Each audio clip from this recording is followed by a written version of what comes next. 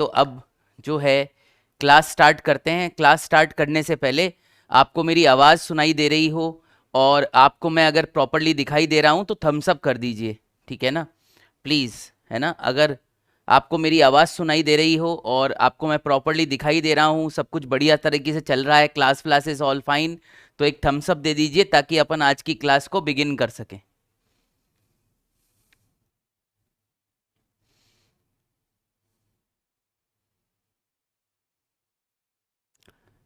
चलो, बहुत अच्छी बात है, बहुत अच्छी बात है, दैट्स ग्रेट, वेरी नाइस। चलिए तो स्टार्ट करें आज की क्लास को, एपिथेलियल टिश्यू आगे बढ़ाते हैं और अपन स्टार्ट करते हैं आज की क्लास को, ठीक है ना बच्चों। ओके सर, हाँ, जब मैं कहूँ ऐसे तो कर दीजिएगा स्टार्ट, है ना। चलिए यहाँ से ही बिगिन कर लेते हैं, कल जहाँ पर थे बेटा अपन, ठीक है ना, यहीं से ही बिगिन कर लेते हैं। मैंने आपको बताया था कि एपिथेलियल टिश्यू जो है, आप इसे एपिथीलियम भी कह सकते हो, आप इसे एपिथीलियम भी कह सकते हो, ठीक है। आप इसे एपिथीलिया भी कह सकते हो, ठीक है ना, आप इसे एपिथीलिया भी कह सकते हो, ठीक है। तो आप एपिथेलियल टिश्यू को जो है बेटा किसी भी नाम से बुला सकते हो, ठीक है ना। Okay, cells of this tissue are compactly packed with little intercellular space and matrix, ठीक है। तो कल अपन ने इसमें सीखा था बेटा, ठीक है, इसमें अपन ने कल सीखा था, ये देखिएगा कि ये सेल है, ओके,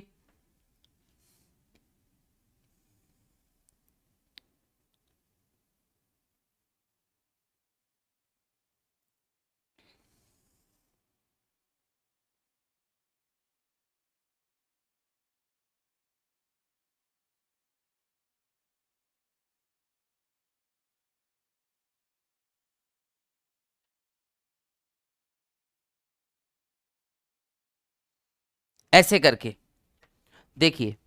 तो ये जो है बेटा सेल है, आप देख सकते हैं सेल्स हैं एपिथेलियल टिश्यू के। किसी भी टिश्यू में क्या होता है बेटा, कोई भी टिश्यू सेल्स का बना हुआ होता है बेसिकली, ठीक है ना। तो tissue is a group of cells. तो एपिथेलियल टिश्यू में जो सेल्स होते हैं बेटा वो कॉम्पैक्टली पैक्ड होते हैं। कॉम्पैक्टली पैक्ड का मतलब, ठीक है, कि ये आपस में बहुत नजदीक होते हैं, याद रखिए, ये आपस में बहुत नजदीक होते हैं। इस वजह से बेटा क्या होता है, इस वजह से आप देखिए, इस वजह से देखिए कि दो सेल्स के बीच में जो स्पेस है, ठीक है, जैसे ये एक सेल है, ये दूसरा सेल है, दोनों सेल्स के बीच में जो स्पेस है, ठीक है बेटा, जिसे अपन कहते हैं इंटरसेलुलर स्पेस, ठीक है ना।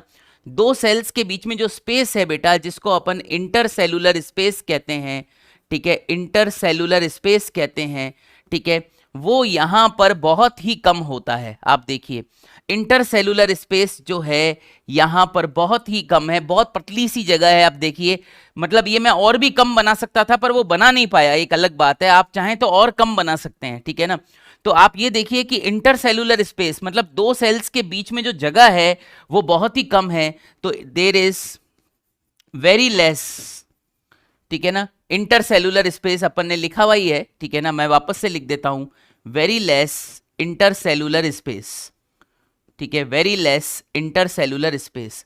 जब स्पेस ही बहुत कम है दो सेल्स के बीच में बेटा, तो दो सेल्स के बीच में जगह कम होने की वजह से इसमें जो मटेरियल भरा होता है, जिसको अपन इंटरसेलुलर सब्सटेंस या मैट्रिक्स कहते हैं, उसकी मात्रा भी कम रहती है, ठीक है ना। दो सेल्स के बीच में बेटा, कल भी मैंने आपको बताया था, दो सेल्स के बीच में जो मटेरियल भरा होता है बेटा, उस मटेरियल को बेटा अपन क्या कहते हैं, उस मटेरियल को, दो सेल्स के बीच में जो मटेरियल भरा होता है उस मटेरियल को क्या कहते हैं, उस मटेरियल को मैट्रिक्स कहते हैं, या उस मटेरियल को इंटरसेलुलर सब्सटेंस कहा जाता है। कल भी मैंने आपको बताया था, दो सेल्स के बीच में जो स्पेस है इंटरसेलुलर स्पेस, वो खाली नहीं होगी, उसमें मैट्रिक्स भरा होगा, ठीक है, या उसे इंटरसेलुलर सब्सटेंस कहा जाता है। तो ऑब्वियसली यहां पर भी मैट्रिक्स होता है, ठीक है, यहां पर भी मैट्रिक्स होता है दो सेल्स के बीच में, आप देखिए यहां पर भी मैट्रिक्स होता है दो सेल्स के बीच में, पर बहुत ही नाम मात्र का होता है, बहुत ही कम होता है, क्योंकि अपन ने खुद ही ऊपर लिख दिया है कि cells of this tissue are compactly packed with very little intercellular space and matrix. तो आप देख सकते हैं कि there is very less matrix,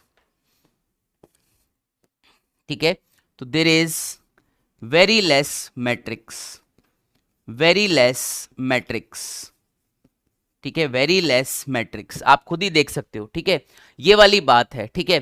तो ये तो इसका एपिथेलियल टिश्यू का पहला पॉइंट हो गया, पर बहुत सारे पॉइंट बेटा आने वाले हैं, तो दिल थाम के बैठिए, क्योंकि कल ये वाला पॉइंट तो अपन ने कल ही कर लिया था, मतलब कल वाला ही पॉइंट है ये, वापस अपन इसको एक बार कंटिन्यूटी बनाने के लिए रिपीट कर रहे हैं, ठीक है ना। तो आइए अब अपन आज की कहानी को स्टार्ट करते हैं आज के नए पॉइंट्स के साथ, ये तो अपन ने कल ही पढ़ा था, ठीक है ना, ओके राइट। चलिए तो अब अपन स्टार्ट करते हैं आज के लेक्चर को, ठीक है, चलिए इसको मैं वो कर लेता हूं, ठीक है, रेप्लिकेट, और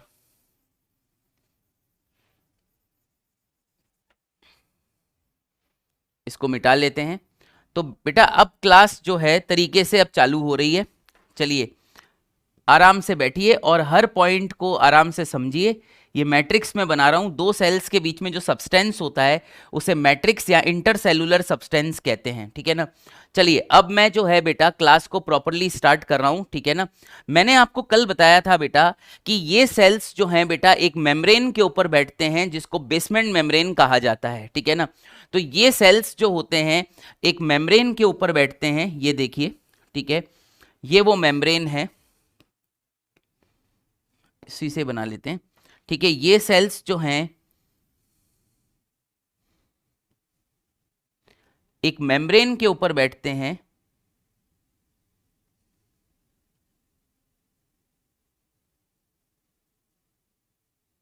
ठीक है। आप देख सकते हैं इस ग्रीन कलर के मेम्ब्रेन को बेटा अपन कहते हैं बेसमेंट मेम्ब्रेन, ठीक है ना। थोड़ा और मोटा बना देते हैं, बिल्कुल सही, ठीक है ना। तो चालू करते हैं, सारे पॉइंट्स लिखना, यहां पर लिख रहे हैं, ठीक है ना। दीज या the epithelial cells, the epithelial cells, the epithelial cells rest on a membrane, ठीक है, rest on a membrane, rest on a membrane, ठीक है, कॉल्ड कॉल्ड बेसमेंट मेम्ब्रेन, ठीक है, कॉल्ड बेसमेंट मेम्ब्रेन, ठीक है, कॉल्ड बेसमेंट मेम्ब्रेन, ठीक है। आइए इसको लेबल तो कर दें, ठीक है। तो इस मेम्ब्रेन को कहते हैं अपन, ठीक है, इस मेम्ब्रेन को अपन कहते हैं बेसमेंट मेम्ब्रेन, ठीक है, बेसमेंट मेम्ब्रेन, ठीक है। अब बेटा ये जो मेम्ब्रेन है ये सेल वेल की नहीं बनी होती, याद रखिए, ये मेम्ब्रेन नॉन सेलुलर होती है, ये किसी सेल की नहीं बनी होती, याद रखिए। ये जो बेसमेंट मेम्ब्रेन होती है ये बनी होती है ग्लाइकोप्रोटीन्स की, ये बनी होती है म्यूकोपॉलीसेकेराइड्स की, और ये बनी होती है कोलेजन फाइबर्स की, याद रखिए, ठीक है ना। तो बेसमेंट मेम्ब्रेन जो है, ठीक है, बेसमेंट मेम्ब्रेन, ठीक है, basement membrane is not a cellular structure, ठीक है, is not a cellular structure, is not a cellular structure, cellular structure, ठीक है। It is made up of, ठीक है, it is made up of, ठीक है, it is made up of क्या क्या, it is made up of glycoproteins. बेटा glycoproteins जो होते हैं बेटा एक प्रकार के प्रोटीन्स ही होते हैं, ठीक है ना। जब अपन प्रोटीन पढ़ेंगे बायोमोलिक्यूल में तो मैं आपको बताऊंगा कि ग्लाइकोप्रोटीन क्या होते हैं, पर ये वो प्रोटीन्स होते हैं बेटा जिनके साथ कुछ कार्बोहाइड्रेट्स मिक्स हुए हुए होते हैं, ठीक है ना। तो इनको ग्लाइकोप्रोटीन कहते हैं, ठीक है। सिर्फ अभी तो नाम याद करिए, बाकी जब बायोमोलिक्यूल आएगा तब मैं आपको और अच्छे से समझाऊंगा कि प्रोटीन कितने टाइप्स के होते हैं, ठीक है ना। अच्छा, उसके बाद म्यूकोपॉलीसेकेराइड्स, ठीक है, म्यूकोपॉलीसेकेराइड्स क्या होते हैं। म्यूकोपॉलीसेकेराइड्स जो होते हैं बेटा एक प्रकार के कार्बोहाइड्रेट्स होते हैं, याद रखिए। अगेन कार्बोहाइड्रेट्स का जो ब्यौरा है अपन सीखेंगे कब, बायोमोलिक्यूल्स में, ठीक है। तो म्यूकोपॉलीसैकेराइड्स बेटा एक प्रकार के कार्बोहाइड्रेट्स हैं, याद रखिए, ठीक है। Polysaccharide is a type of carbohydrate, ठीक है। तो म्यूकोपॉलीसैकेराइड एक प्रकार का कार्बोहाइड्रेट है। सिर्फ अभी नाम याद रखें, जब बायोमोलिक्यूल चैप्टर आएगा तो इसको अच्छे से समझाया जाएगा, ठीक है ना। और तीसरा चीज जो है उसे कहते हैं कोलेजन फाइबर, ठीक है ना, उसे कहते हैं कोलेजन फाइबर, ठीक है ना। तीसरी चीज जो है जो बेसमेंट मेम्ब्रेन में पाई जाती है वो है कोलेजन फाइबर्स। कोलेजन फाइबर्स जो होते हैं बेटा ये प्रोटीन फाइबर्स होते हैं। इनकी ज्यादा जानकारी आगे अपन को मिलेगी, अभी नहीं, ठीक है ना। तो कोलेजन फाइबर्स जो होते हैं बेटा ये प्रोटीन के बने हुए फाइबर्स होते हैं, ठीक है ना। ये प्रोटीन फाइबर्स होते हैं, ब्रैकेट में लिख दिया प्रोटीन फाइबर्स, ठीक है ना। ओके, तो मैं फिर से रिपीट कर देता हूं कि जो एपिथेलियल सेल्स हैं बेटा वो एक मेम्ब्रेन के ऊपर निवास करते हैं। एपिथेलियल सेल्स एक मेम्ब्रेन के ऊपर बैठते हैं, ठीक है। ये जो एपिथेलियल सेल्स हैं, ठीक है, वो एपिथेलियल टिश्यू में जो सेल्स होते हैं उन्हें एपिथेलियल सेल्स कहते हैं, ठीक है ना। अपन एपिथेलियल टिश्यू पढ़ रहे हैं, ठीक है ना। तो इस टिश्यू के सेल्स जो होते हैं एक मेम्ब्रेन के ऊपर बैठे होते हैं। इस मेम्ब्रेन को बेसमेंट मेम्ब्रेन कहा जाता है, याद रखिए, ठीक है ना। और जो आपका बेसमेंट मेम्ब्रेन है वो सेल का नहीं बना होता, याद रखिए।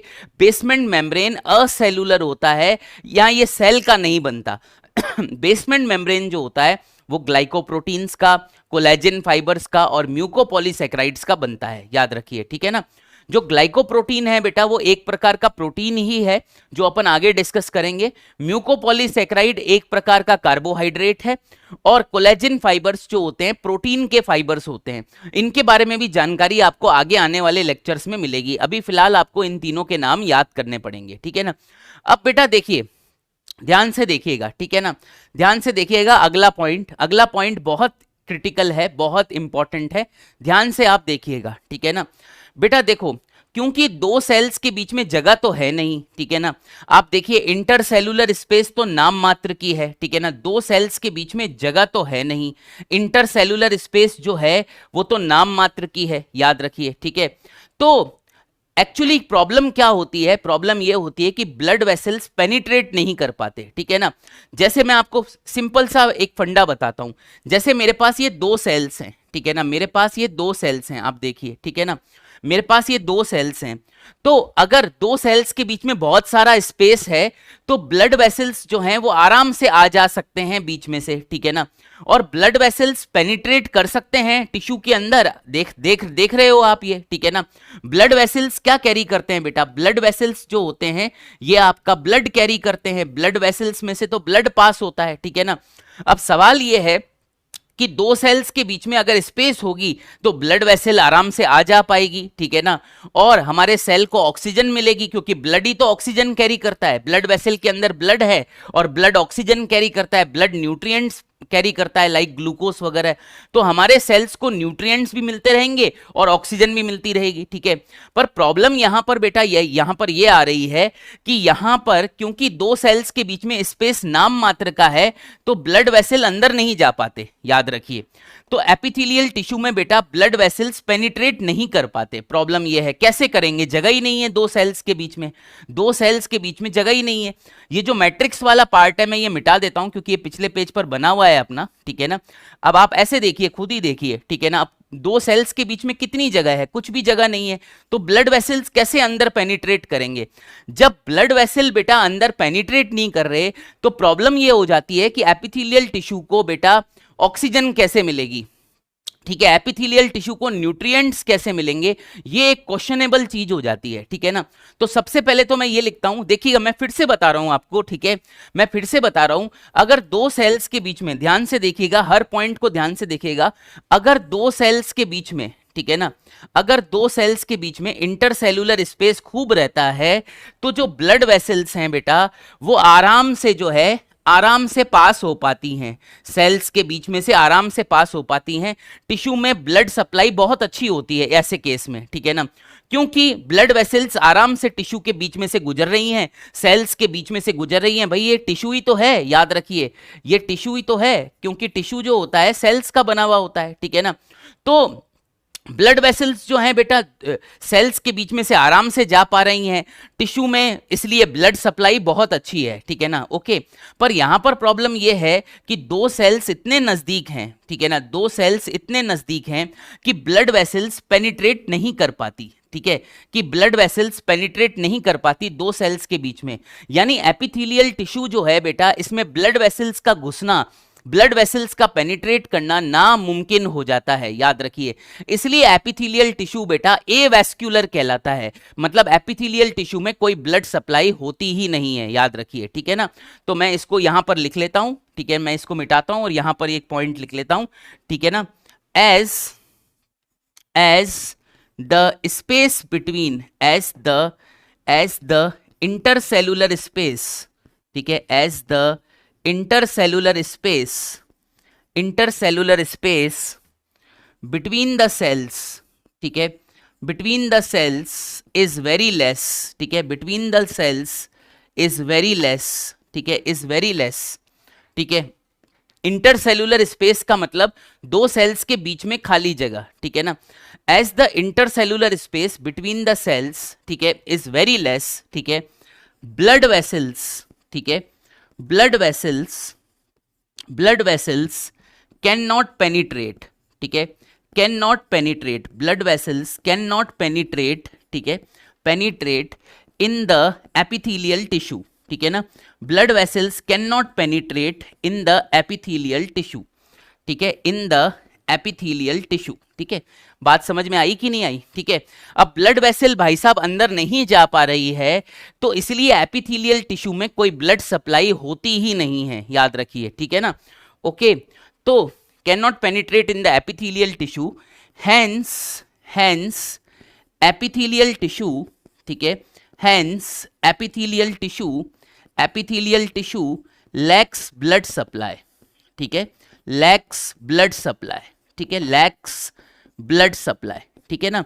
और जब किसी टिश्यू में बेटा ब्लड सप्लाई नहीं होती तो अपन उसको एवैस्कुलर कहते हैं, याद रखिए, ठीक है ना, okay. Lacks blood supply and is called as क्या टर्म अपन यूज करते हैं, and is called as avascular, ठीक है, and is called as avascular, ठीक है। बात समझ में आई।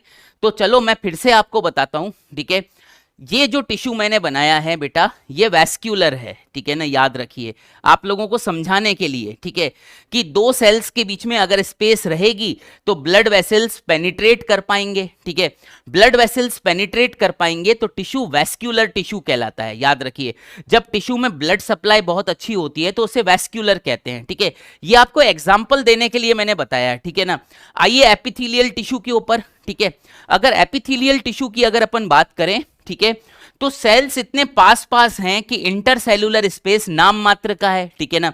जब इंटरसेलुलर स्पेस है ही नहीं, नाम मात्र का है, तो इस वजह से क्या होता है बेटा, जो ब्लड वेसल्स हैं वो पेनिट्रेट नहीं कर पाते इस टिश्यू के अंदर, ब्लड वेसल्स अंदर पेनिट्रेट करके नहीं जा पाते, जगह ही नहीं है सेल्स के बीच में, तो ब्लड वेसल्स कैसे अंदर घुसेंगे, सवाल ये है, ठीक है। सारे सेल्स इतने पास पास हैं, इंटरसेलुलर स्पेस नाम मात्र का है, तो जगह है नहीं सेल्स के बीच में, तो ब्लड वेसल्स कैसे पेनिट्रेट कर जाएंगे, प्रॉब्लम ये है, ठीक है। तो ब्लड वेसल्स क्योंकि इस टिश्यू में जा नहीं पाते, एपिथेलियल टिश्यू की अपन बात कर रहे हैं, ठीक है, इसलिए इस टिश्यू में ब्लड सप्लाई होती ही नहीं है, ठीक है। ये एवैस्कुलर टिश्यू कहलाता है, इसमें कोई ब्लड सप्लाई नहीं होती, ये इस टिश्यू की खास बात होती है, ठीक है। आई थिंक आपको इतना समझ में आ गया होगा। मैंने आज बेसमेंट मेम्ब्रेन के बारे में पढ़ाना चालू किया, बेसमेंट मेम्ब्रेन के बारे में बताया कि नॉन सेलुलर होता है, ठीक है, सेल्स का नहीं बना होता। बेसमेंट मेम्ब्रेन जो होता है बेटा, ग्लाइकोप्रोटीन, म्यूकोपॉलीसेकेराइड और कोलेजन फाइबर्स का बना होता है, ये मैंने बात आपसे करी, ठीक है ना। याद रखिएगा, basement membrane is non cellular, non cellular का मतलब ये सेल का नहीं बनता, याद रखिए। ये जो है ग्लाइकोप्रोटीन, म्यूकोपॉलीसेकेराइड और कोलेजन फाइबर्स का बनता है, ठीक है ना। ग्लाइकोप्रोटीन एक प्रकार का प्रोटीन है, म्यूकोपॉलीसेकेराइड एक प्रकार का कार्बोहाइड्रेट है, और कोलेजन फाइबर्स जो हैं प्रोटीन के बने हुए फाइबर्स होते हैं। तो ये सेल्स जो हैं किस किसके ऊपर बैठे रहेंगे, ये सेल्स जो हैं बेसमेंट मेम्ब्रेन के ऊपर बैठे रहेंगे, याद रखिए, ठीक है। और इन सेल्स में क्योंकि दूरियां होती नहीं है, ना के बराबर होती है, सेल्स काफी पास पास होते हैं, इंटरसेलुलर स्पेस, दो सेल्स के बीच में स्पेस बहुत कम होता है, तो ब्लड वेसल्स इसके अंदर पेनिट्रेट नहीं कर पाते, एपिथेलियल टिश्यू में ब्लड वेसल्स जा नहीं पाते, जगह नहीं मिलती उनको, इसलिए एपिथेलियल टिश्यू एवेस्क्युलर होता है, उसमें ब्लड सप्लाई नहीं होती, ठीक है ना। चलिए अब आप इसे उतार लीजिए, ठीक है, फिर अपन इसके आगे का पॉइंट आपको समझाएंगे, ठीक है ना। प्लीज इसे उतार लीजिए, फिर अपन आगे का पॉइंट आपको बताते हैं, ठीक है।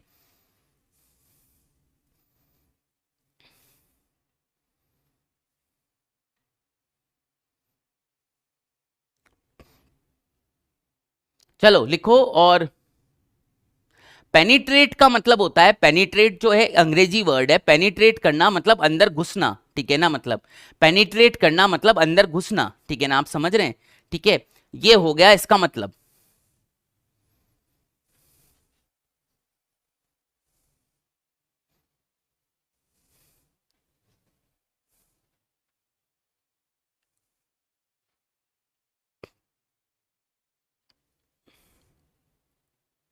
एवेस्क्युलर का मतलब ब्लड सप्लाई का ना होना, ठीक है ना।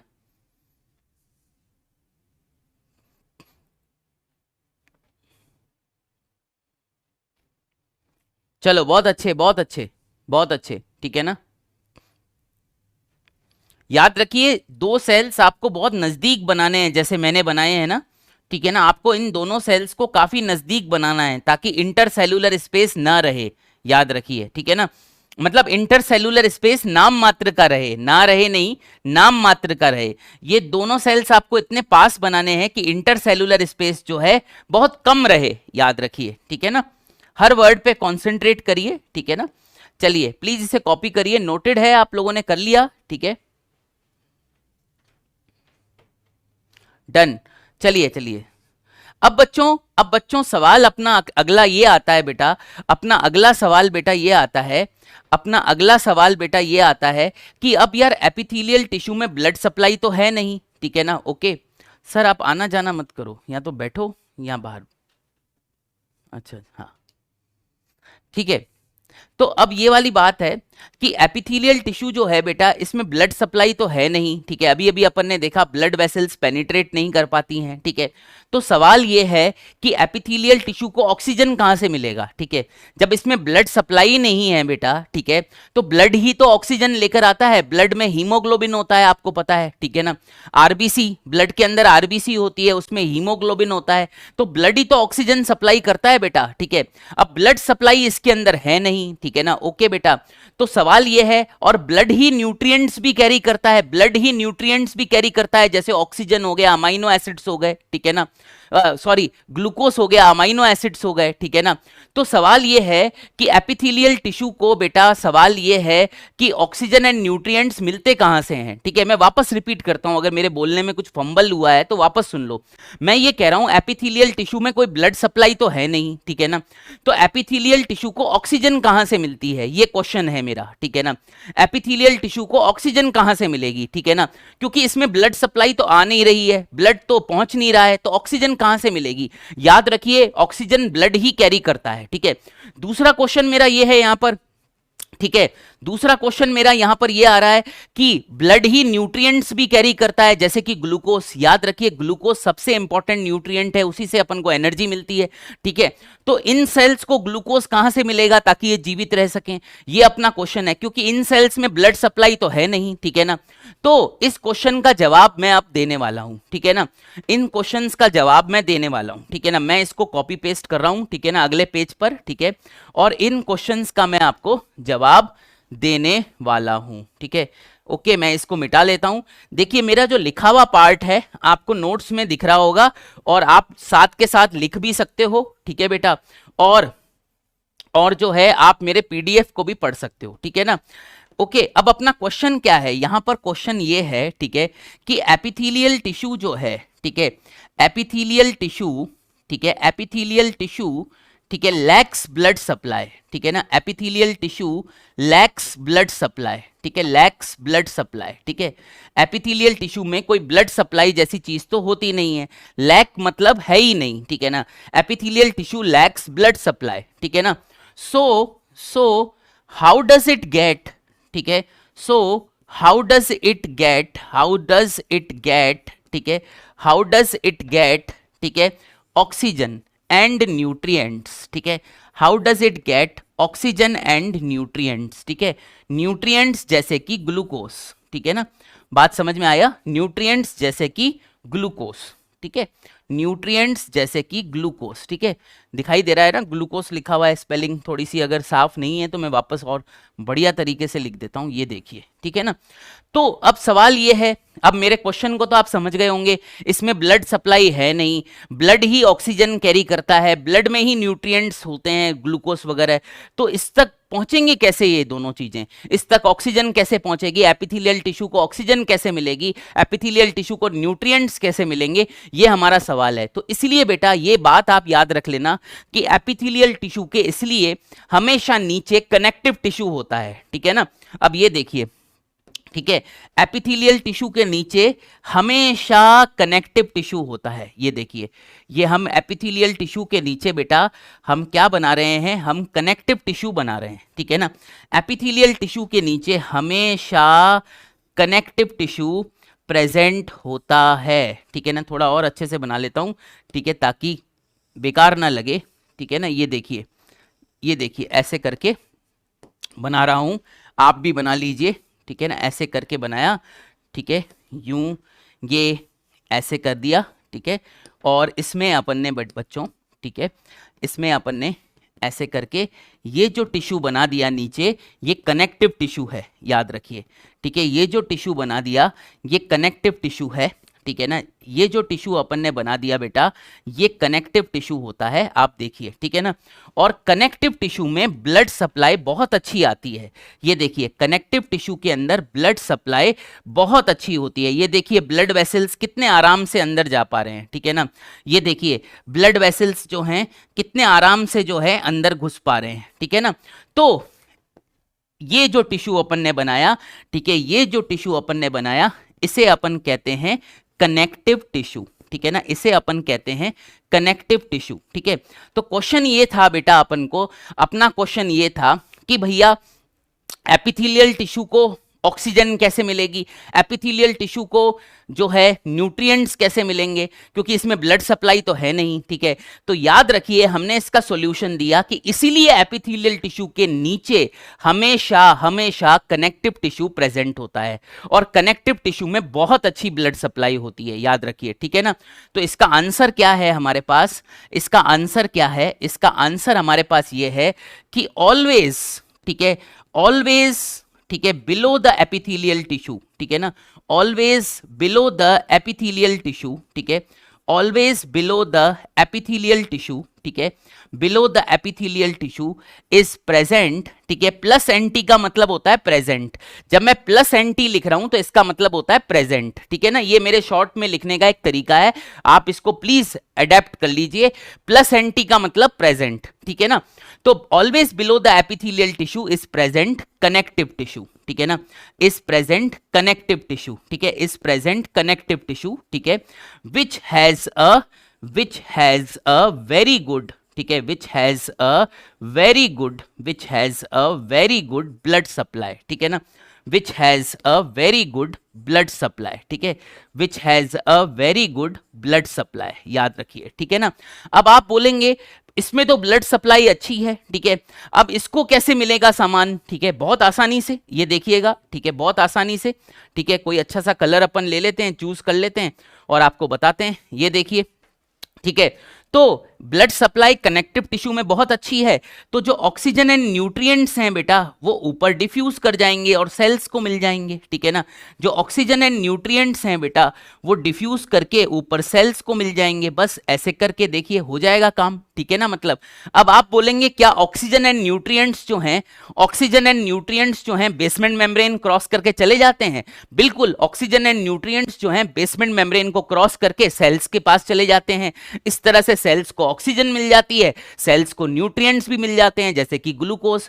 तो हमेशा याद रखिएगा बेटा, हमेशा ये रूल है, याद रखिएगा कि एपिथेलियल टिश्यू के नीचे हमेशा कनेक्टिव टिश्यू होता है और कनेक्टिव टिश्यू में बहुत अच्छी ब्लड सप्लाई होती है, याद रखिए, ठीक है, ये आपको याद रखना है दिमाग के अंदर, ठीक है, ओके। ओके और ये जो ब्लड सप्लाई कनेक्टिव टिश्यू में आ रही है, इसमें इतना बढ़िया ब्लड आता है कि ब्लड में खूब सारी ऑक्सीजन होती है। तो जो ऑक्सीजन है बेटा वो एपिथेलियल टिश्यू को मिल जाती है, न्यूट्रिएंट्स भी एपिथेलियल टिश्यू के पास चले जाते हैं। ये है बहुत इंपॉर्टेंट पॉइंट, ठीक है ना बेटा। नीचे कनेक्टिव टिश्यू आपको बनाना है, ऊपर आपका एपिथेलियल टिश्यू बना हुआ ही है। इधर साइड में ये जो बना हुआ है इसे मैं हटा देता हूं, इसकी कोई जरूरत नहीं है अभी, ठीक है। ये ऊपर जो बना हुआ है, ये ऊपर है आपका एपिथेलियल टिश्यू, ठीक है ना, ऊपर है आपका एपिथेलियल टिश्यू, ठीक है। तो ये वाली बात हो गई बेटा, ठीक है। तो बेटा ये एपिथेलियल टिश्यू का बेटा अभी इंट्रो चल रहा है, ठीक है, और आपको एपिथेलियल टिश्यू के पॉइंट्स मैं धीरे धीरे बता रहा हूं, ठीक है ना।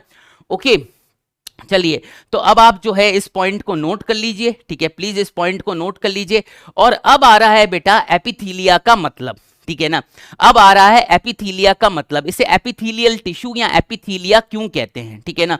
एपिथीलिया इसको इसलिए बोलते हैं बेटा क्योंकि ये दो शब्दों से बना है, ठीक है, एपी प्लस थीलिया, ठीक है ना, एपी प्लस थीलिया। एपी मतलब अपॉन, ठीक है ना, एपी का मतलब होता है अपॉन, थीलिया का मतलब होता है ग्रोथ, ठीक है ना, ग्रोथ। ओके यानी कि बेटा ये जो एपिथेलियल टिश्यू है ये हमेशा किसी दूसरे टिश्यू के ऊपर ग्रो करता है, याद रखिए। कौन से दूसरे टिश्यू के ऊपर? कनेक्टिव टिश्यू के ऊपर, इसलिए इसका नाम एपिथेलिया पड़ गया। एपी मतलब अपॉन, अपॉन मतलब ऊपर, ठीक है ना, ग्रोथ किसी दूसरे टिश्यू के ऊपर ग्रोथ करने वाला टिश्यू, याद रखिए, ठीक है। दूसरा टिश्यू कौन सा है? कनेक्टिव टिश्यू है, याद रखिए। इसलिए बेटा ये एपिथेलिया ये नाम पड़ गया। ये जो नाम है ऐसे ही कुछ नहीं रखते, नाम का भी कोई मतलब होता है, याद रखिए, ठीक है ना। दैट इज दिस टिश्यू, ठीक है, that is this tissue. This tissue का मतलब एपिथेलियल टिश्यू, ठीक है, ग्रोज ऑन, ठीक है, या ग्रोज अपॉन कनेक्टिव टिश्यू, ठीक है, ग्रोज अपॉन कनेक्टिव टिश्यू, ठीक है, ग्रोज अपॉन कनेक्टिव टिश्यू, ठीक है। इसलिए इसका नाम एपिथेलियल टिश्यू पड़ गया। अब ये चीजें कहीं लिखी भी नहीं होती, पर ये चीजें अपन को पता होनी चाहिए यार, ठीक है, कि एपिथेलियल टिश्यू इसको क्यों बोल रहे हैं, ठीक है। ओके तो मेरे ख्याल से इतना क्लैरिटी होगी आपके माइंड में।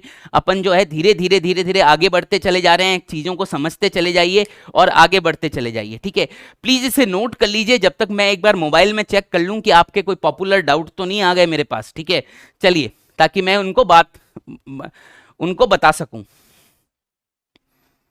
चलिए,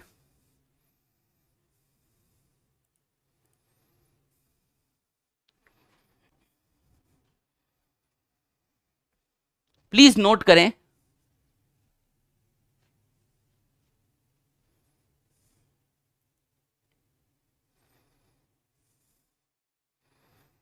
अभी तक तो कोई डाउट ऐसा आया नहीं है जो मेरे से शेयर हो, ठीक है। चलिए,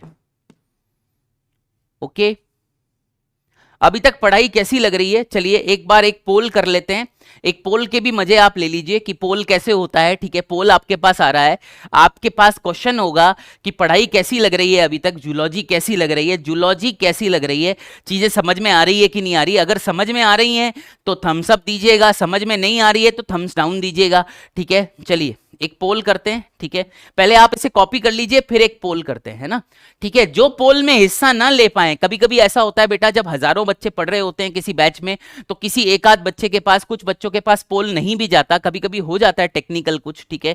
तो कभी कभी बच्चों को पोल चलाना नहीं आता, उनको पता नहीं चलता पोल का जवाब मैं कैसे दूं, ठीक है। आज अपनी क्लास दूसरी क्लास है, ठीक है ना बेटा, तो इसलिए इसको घबराइएगा मत, ठीक है। अगर आपको अच्छी लगे तो पोल में यस करिएगा, अगर आपको अभी तक बुरी लग रही है तो पोल में डाउन करिएगा, ठीक है ना। और चीजें समझ में आ रही है कि नहीं आ रही इससे हमें पता चल जाएगा, ठीक है ना।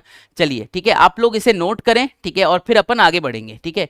ओके अपन आगे बढ़ेंगे। ये जो ऊपर का जो पार्ट है ना ये मैं मिटा देता हूं, क्योंकि ये तो लाइन अपन कई बार कर चुके हैं, ठीक है। तो इस लाइन से नोट्स खराब हो रहे हैं अपने, ठीक है। तो इस लाइन को मैं मिटा देता हूं, इस लाइन का कोई सिग्निफिकेंस नहीं है यहाँ पर, पहले भी लिखी हुई थी, ठीक है ना। ओके तो मैंने ये मिटा दी, ठीक है। चलिए तो बहुत अच्छी बात है, एक पोल कर लेते हैं, ठीक है। आप लोग इसे बना लीजिए प्लीज, आपके पास 30 सेकंड है और फिर पोल करेंगे, है ना। चलो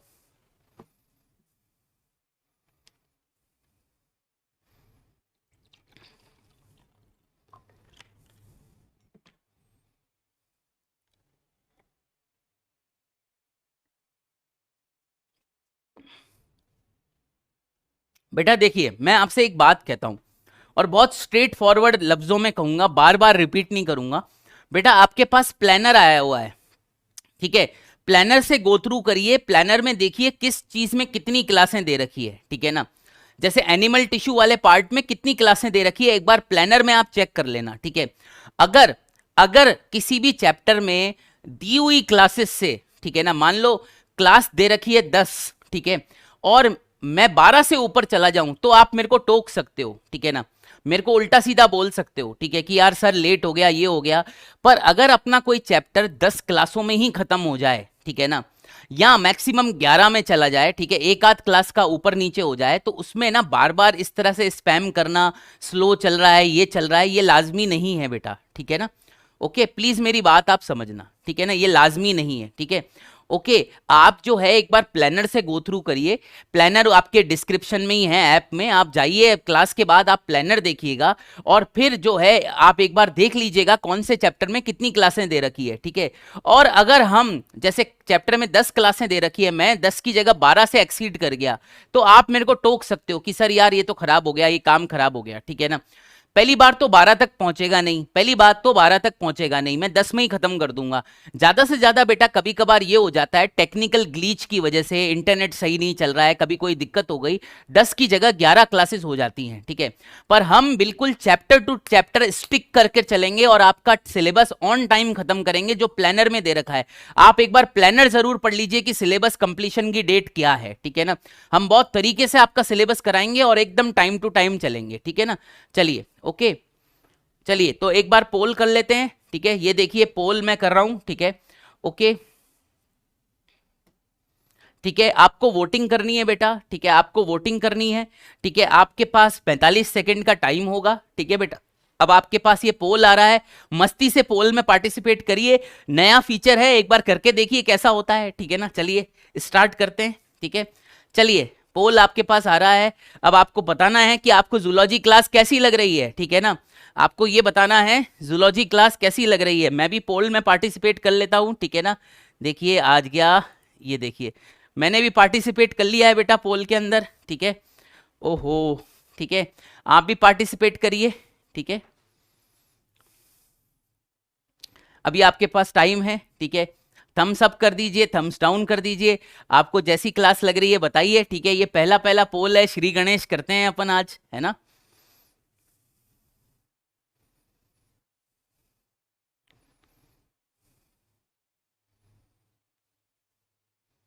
मेरे क्या यार, आज है ना कंधे में ना चोट लग गई यार, मतलब मैं सुबह उठकर एक्सरसाइज कर रहा था और मैंने हाथ थोड़ा सा ऊपर ज़्यादा तेज उठा दिया, जिसकी वजह से कंधा जो है ना मेरा यहाँ से टूट चुका है, ठीक है। तो इसलिए मेरी गर्दन थोड़ी मूव होने में मुझे दिक्कत आ रही है। चलिए एक बार रिजल्ट्स देख लेते हैं, ठीक है, बच्चों ने क्या रिजल्ट्स दिए हैं, ठीक है। आपके रिजल्ट्स देखिए आपके सामने ही आ रहे हैं। जो पोल में नहीं हिस्सा ले पाए वो थम्स अप यहाँ पर भी कर सकते हैं, थम्स डाउन यहाँ भी कर सकते हैं। अरे यार रिजल्ट ही नहीं आ रहा है, अरे यार, ओ नो,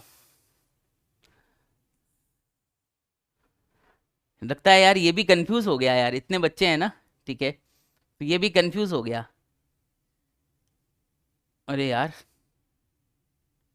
अरे वाह वाह वाह वाह वाह वाह वाह, रिजल्ट आ गया, बहुत बढ़िया है यार ये तो, ठीक है ना। मेरे को इतनी उम्मीद नहीं थी, बहुत बहुत धन्यवाद आपका, 99.16% है, बहुत ही शानदार, ठीक है। यानी बच्चों को क्लास समझ में आ रही है, बहुत अच्छा लगा आपका ये रिजल्ट देखकर। मैं कह रहा हूँ यार ये पोल जो है यार रिजल्ट नहीं निकाल रहा, ठीक है ना। चलिए, तो आप लोग हैं ही इतने सारे, तो क्या होगा कि कभी कभार ये भी हिल जाता है थोड़ा कि यार इतने बच्चे आ गए, ठीक है। तो इस तरह से बेटा आपके पास पोल आते रहेंगे, ठीक है, मजे करते रहेंगे क्लास के बीच में, ठीक है। आप भी पार्टिसिपेट करिए, ठीक है। चलिए, ऐसा नहीं होता कि केवल पढ़ना ही पढ़ना है, पढ़ना ही पढ़ना है, पढ़ना ही पढ़ना है, कुछ मजे भी होते हैं लाइफ में, थोड़ी बहुत बातें भी होती हैं, ठीक है ना। चलिए अब अपन आगे बढ़ते हैं बेटा, ठीक है। मेरे ख्याल से आप लोगों ने ये नोट कर लिया होगा, अगर किसी ने नोट नहीं किया है तो मैं 10 सेकंड और दे रहा हूं, कृपया करके इसे नोट कर लो ताकि मैं अगले टॉपिक पे जाऊं, ठीक है। चलिए, है ना।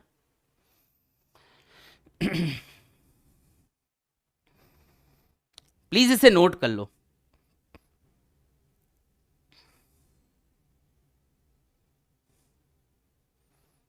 चलो,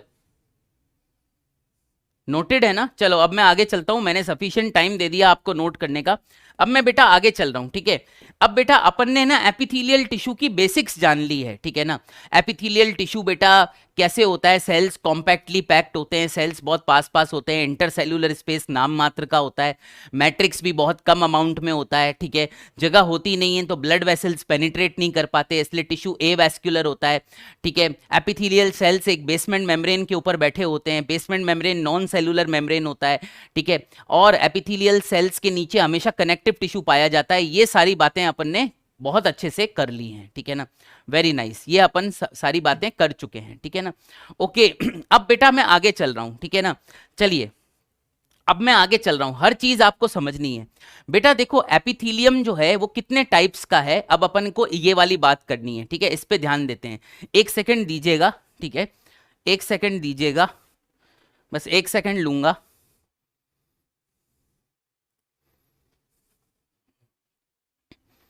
ठीक है, एक सेकंड लूंगा। तो बेटा टाइप्स ऑफ एपिथेलियम पर अपन आ गए, ठीक है, टाइप्स ऑफ एपिथेलियम पर अपन आ गए, ठीक है ना। जो एपिथेलियम होता है बेटा दो टाइप्स का होता है, डिपेंडिंग कि सेल्स की कितनी लेयर है, याद रखिए, ठीक है ना। जैसे फॉर एग्जांपल ध्यान से देखिएगा, ठीक है, मैं जो पढ़ा रहा हूं बहुत ध्यान से देखिएगा। ये बेसमेंट मेम्ब्रेन है, ठीक है, ये आपकी बेसमेंट मेम्ब्रेन है, ठीक है। अगर बेसमेंट मेम्ब्रेन के ऊपर एक सिंगल लेयर ऑफ सेल्स हो, ठीक है ना, बेसमेंट मेम्ब्रेन के ऊपर एक सिंगल लेयर ऑफ सेल्स हो, जैसे कि दिख रही है, आप देखिए ये सिंगल लेयर ऑफ सेल्स आपको दिख रही है, ठीक है ना। बेसमेंट मेम्ब्रेन के ऊपर सेल की एक ही परत आपको दिख रही है, ठीक है। न्यूक्लियस बना दीजिए, क्योंकि कुछ बच्चे इसमें भी कंफ्यूज हो जाते हैं, सर यार आपने न्यूक्लियस तो बनाया ही नहीं। मैं न्यूक्लियस बना रहा हूं, सेल में न्यूक्लियस होता है, सबको पता है, मैं बना रहा हूं, ठीक है ना। कभी नहीं भी बनाऊं तो समझ लेना न्यूक्लियस है, ठीक है ना। कोई सेल ऐसी नहीं है जिसमें न्यूक्लियस ना हो, ठीक है ना, जो अपन पढ़ने वाले हैं, ठीक है। तो अगर बेसमेंट मेम्ब्रेन, ये जो ग्रीन कलर का मेम्ब्रेन है ये बेसमेंट मेम्ब्रेन है, याद रखिए ये बेसमेंट मेम्ब्रेन है, ठीक है। अब आपको पता है, बार बार रिपीट कर रहा हूं मैं, ठीक है, ताकि आपके दिमाग में याद हो जाए आपको, ठीक है।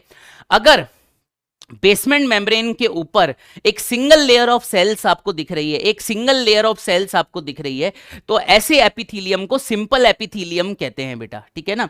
तो epithelium is simple epithelium when there is present, ठीक है, when there is present, ठीक है, when there is present a single layer of cells, ठीक है, a single layer of cells, ठीक है, a single layer of cells, when there is present a single layer of cells, ठीक है ना, over basement membrane, ठीक है, over basement membrane, ठीक है, over basement membrane, ठीक है, ओवर बेसमेंट मेम्ब्रेन, ठीक है, बात समझ में आई, ठीक है। बेसमेंट मेम्ब्रेन के ऊपर आप ये देखिए, ठीक है, बेसमेंट मेम्ब्रेन के ऊपर एक ही लेयर सेल की नजर आ रही है, ठीक है ना।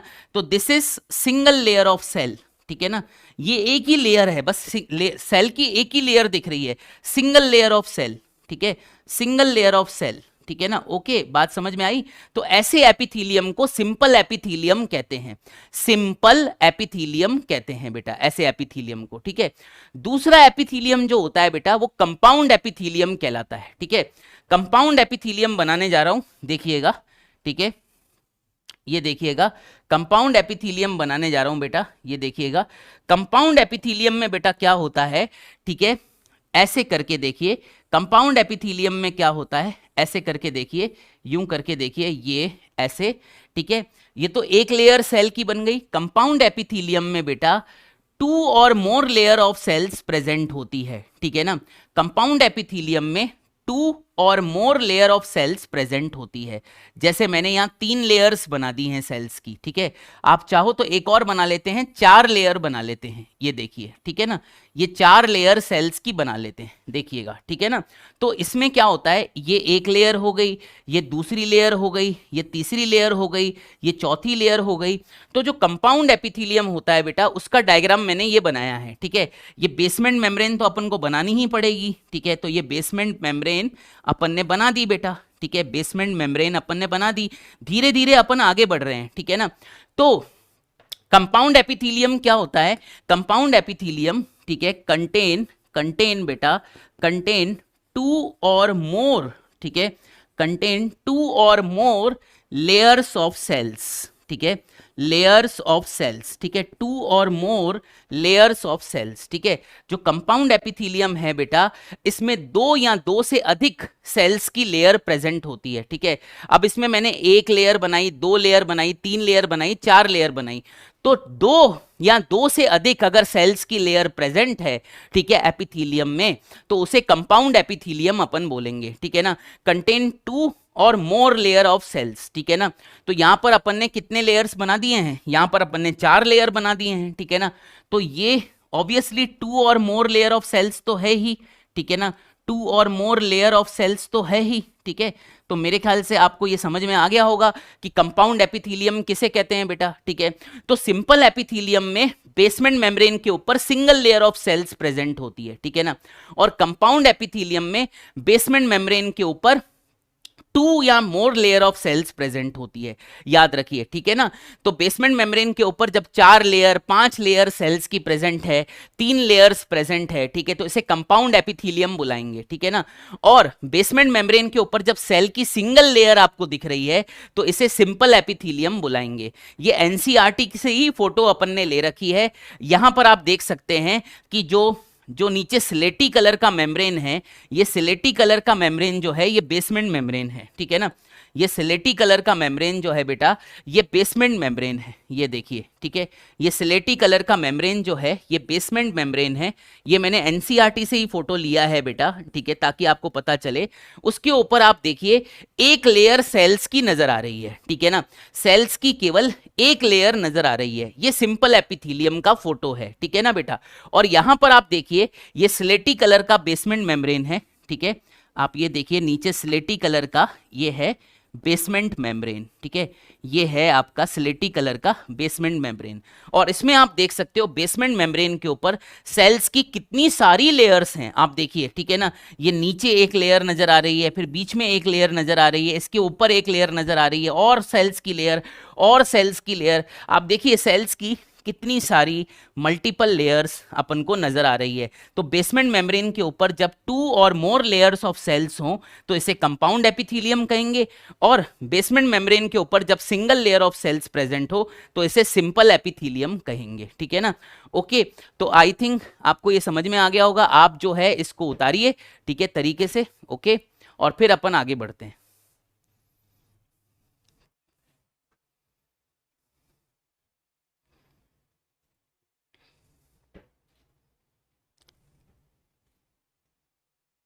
जा रहे हो कि रुक रहे हो?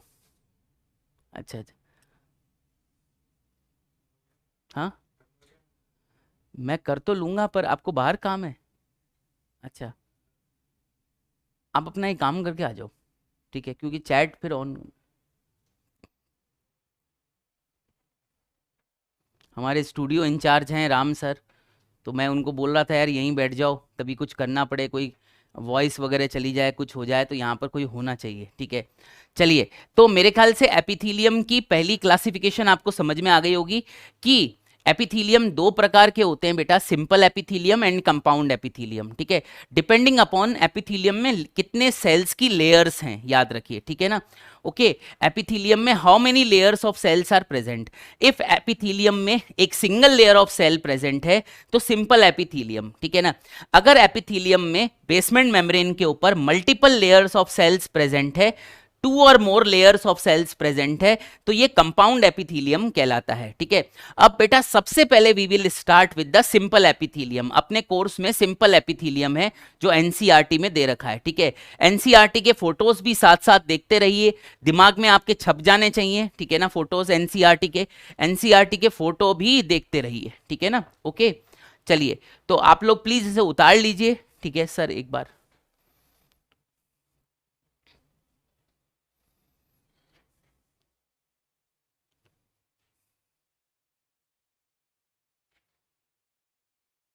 आप इसे उतार लीजिए, फिर अपन आगे बढ़ते हैं, ठीक है।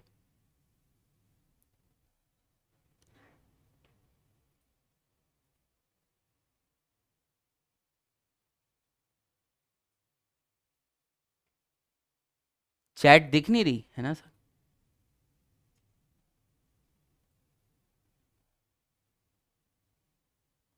बहुत अच्छे बेटा, दिमाग में प्रिंट ही तो करना है। देखो बेटा, हमारा उद्देश्य क्या है? हमारा उद्देश्य ये है कि 99.9% चीजें आपको क्लास में ही याद करवा दें, ठीक है ना, ताकि आप अपने ना खाली टाइम में जो है इसे फटाफट रिवाइज कर लो। 10-15 मिनट दो इसको रिवाइज करने में, इसके क्वेश्चंस कर लो, डीपीपी कर लो। मतलब आप मेरे सब्जेक्ट को आधा पौन घंटा दे दो दिन में, ठीक है ना।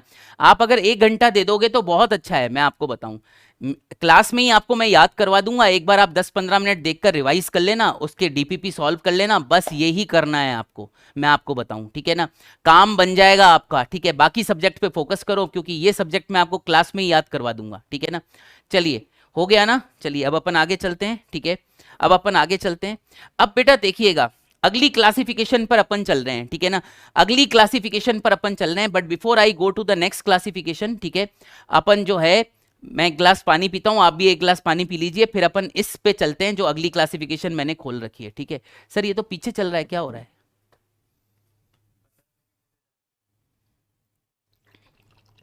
15 सेकंड तो नहीं है, बहुत ही पीछे चल रहा है तो।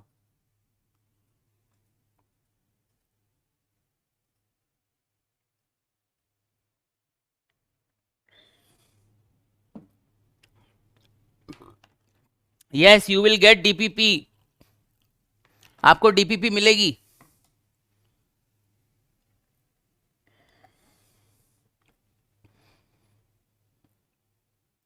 डीपीपी मिलेगी आज भाई, बिल्कुल मिलेगी। चलो करते हैं आगे चालू, ठीक है। तो types of simple epithelium, simple epithelium क्या होता है, ठीक है ना। सिंपल एपिथीलियम क्या होता है? When a single layer of cell, ठीक है ना, when a single layer of cell, ठीक है, single layer of cell, single layer of cell is present over basement membrane, over basement membrane. Basement membrane को मैं छोटा लिखता हूं बीएम, ठीक है ना। बीएम का मतलब होता है बेसमेंट मेम्ब्रेन, ठीक है, शॉर्ट में लिखता हूं, ठीक है। ओके, बंद कर दीजिए सर। चलो, तो अब अपन टाइप्स ऑफ सिंपल एपिथीलियम कर रहे हैं कि भाई सिंपल एपिथीलियम के कितने टाइप्स होते हैं, ध्यान से देखिए, ठीक है। सिंपल एपिथीलियम कितने प्रकार का होता है? तो बेटा सिंपल एपिथीलियम 3 प्रकार का होता है, ठीक है ना। और ये किस बेसिस पर है, याद रखिए, ये किस बेसिस पर है? ये है based on the structure of the cell, ठीक है ना, based on the structure of the cells, ठीक है, कि भैया सेल का स्ट्रक्चर कैसा है, सेल कैसे शेप के हैं, सेल का शेप कैसा है, ठीक है ना। तो based on the structure of the cells जो सिंपल एपिथीलियम है उसकी क्लासिफिकेशन हो रही है। ये 3 प्रकार का होता है, ठीक है ना। पहला सिंपल स्क्वामस एपिथीलियम, ठीक है, पहला सिंपल स्क्वामस एपिथीलियम, ठीक है, सिंपल स्क्वामस एपिथीलियम, ठीक है, सिंपल स्क्वामस एपिथीलियम, ठीक है, बात समझ में आया? ये किस किस आधार पे अपन कर रहे हैं? सेल का शेप कैसा है, ठीक है तो simple epithelium single layer of cells है, याद रखिए, पर ये सेल किस शेप के हैं, सेल का आकार कैसा है, उसके ऊपर ये क्लासिफिकेशन है, ठीक है ना। दूसरा जो है बेटा वो कहलाता है सिंपल क्यूबॉइडल एपिथीलियम, ठीक है, दूसरा है सिंपल क्यूबॉइडल एपिथीलियम, ठीक है, सिंपल क्यूबॉइडल एपिथीलियम, ठीक है। और तीसरा जो टाइप का होता है बेटा उसे कहते हैं सिंपल कोलुमनार एपिथीलियम, ठीक है, सिंपल कोलुमनार एपिथीलियम, ठीक है, सिंपल कोलुमनार एपिथीलियम, ठीक है। ओके, तो ये 3 प्रकार के जो है एपिथीलियम होते हैं डिपेंडिंग कि सेल का शेप कैसा है बेटा, याद रखिएगा, ठीक है ना। ओके, चलिए नोट करिए, फिर अपन एक एक एपिथीलियम को पढ़ेंगे, ठीक है ना, बड़ा मजा आने वाला है आज, ठीक है, प्लीज इसे नोट करिए, फिर अपन एक एक एपिथीलियम के बारे में आज पढ़ने वाले हैं, ठीक है ना, और आज ही आप इसे याद कर लेना, ठीक है।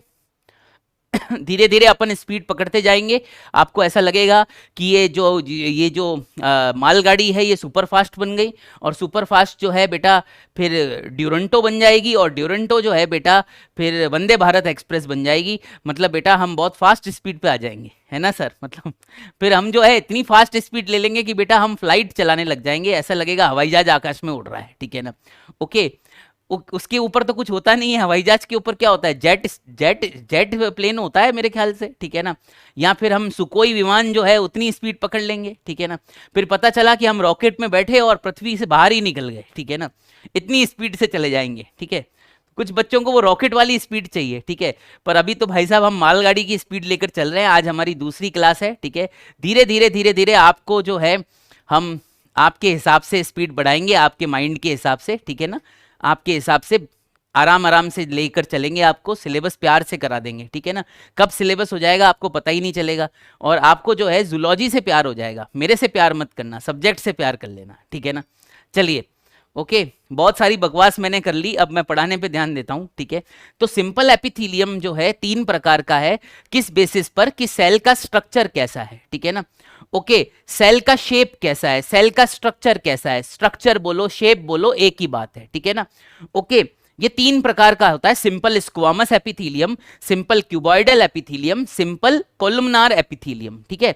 एक एक करके अब अपन पढ़ते हैं बेटा सबके बारे में। चलो अब अपन आगे चलते हैं, ठीक है। आप लोगों ने नोट तो कर ही लिया होगा, ठीक है। ओके, चलिए अब सबसे पहले सिंपल स्क्वामस एपिथेलियम बिगिन करने जा रहे हैं, पहला वाला, ठीक है ना, इसके बारे में समझेंगे, ठीक है। चलिए, ओके, चलो, तो ये रहा बेटा सिंपल स्क्वामस एपिथेलियम, ठीक है ना। तो मेड अप ऑफ, ठीक है, made up of single layer of, ठीक है।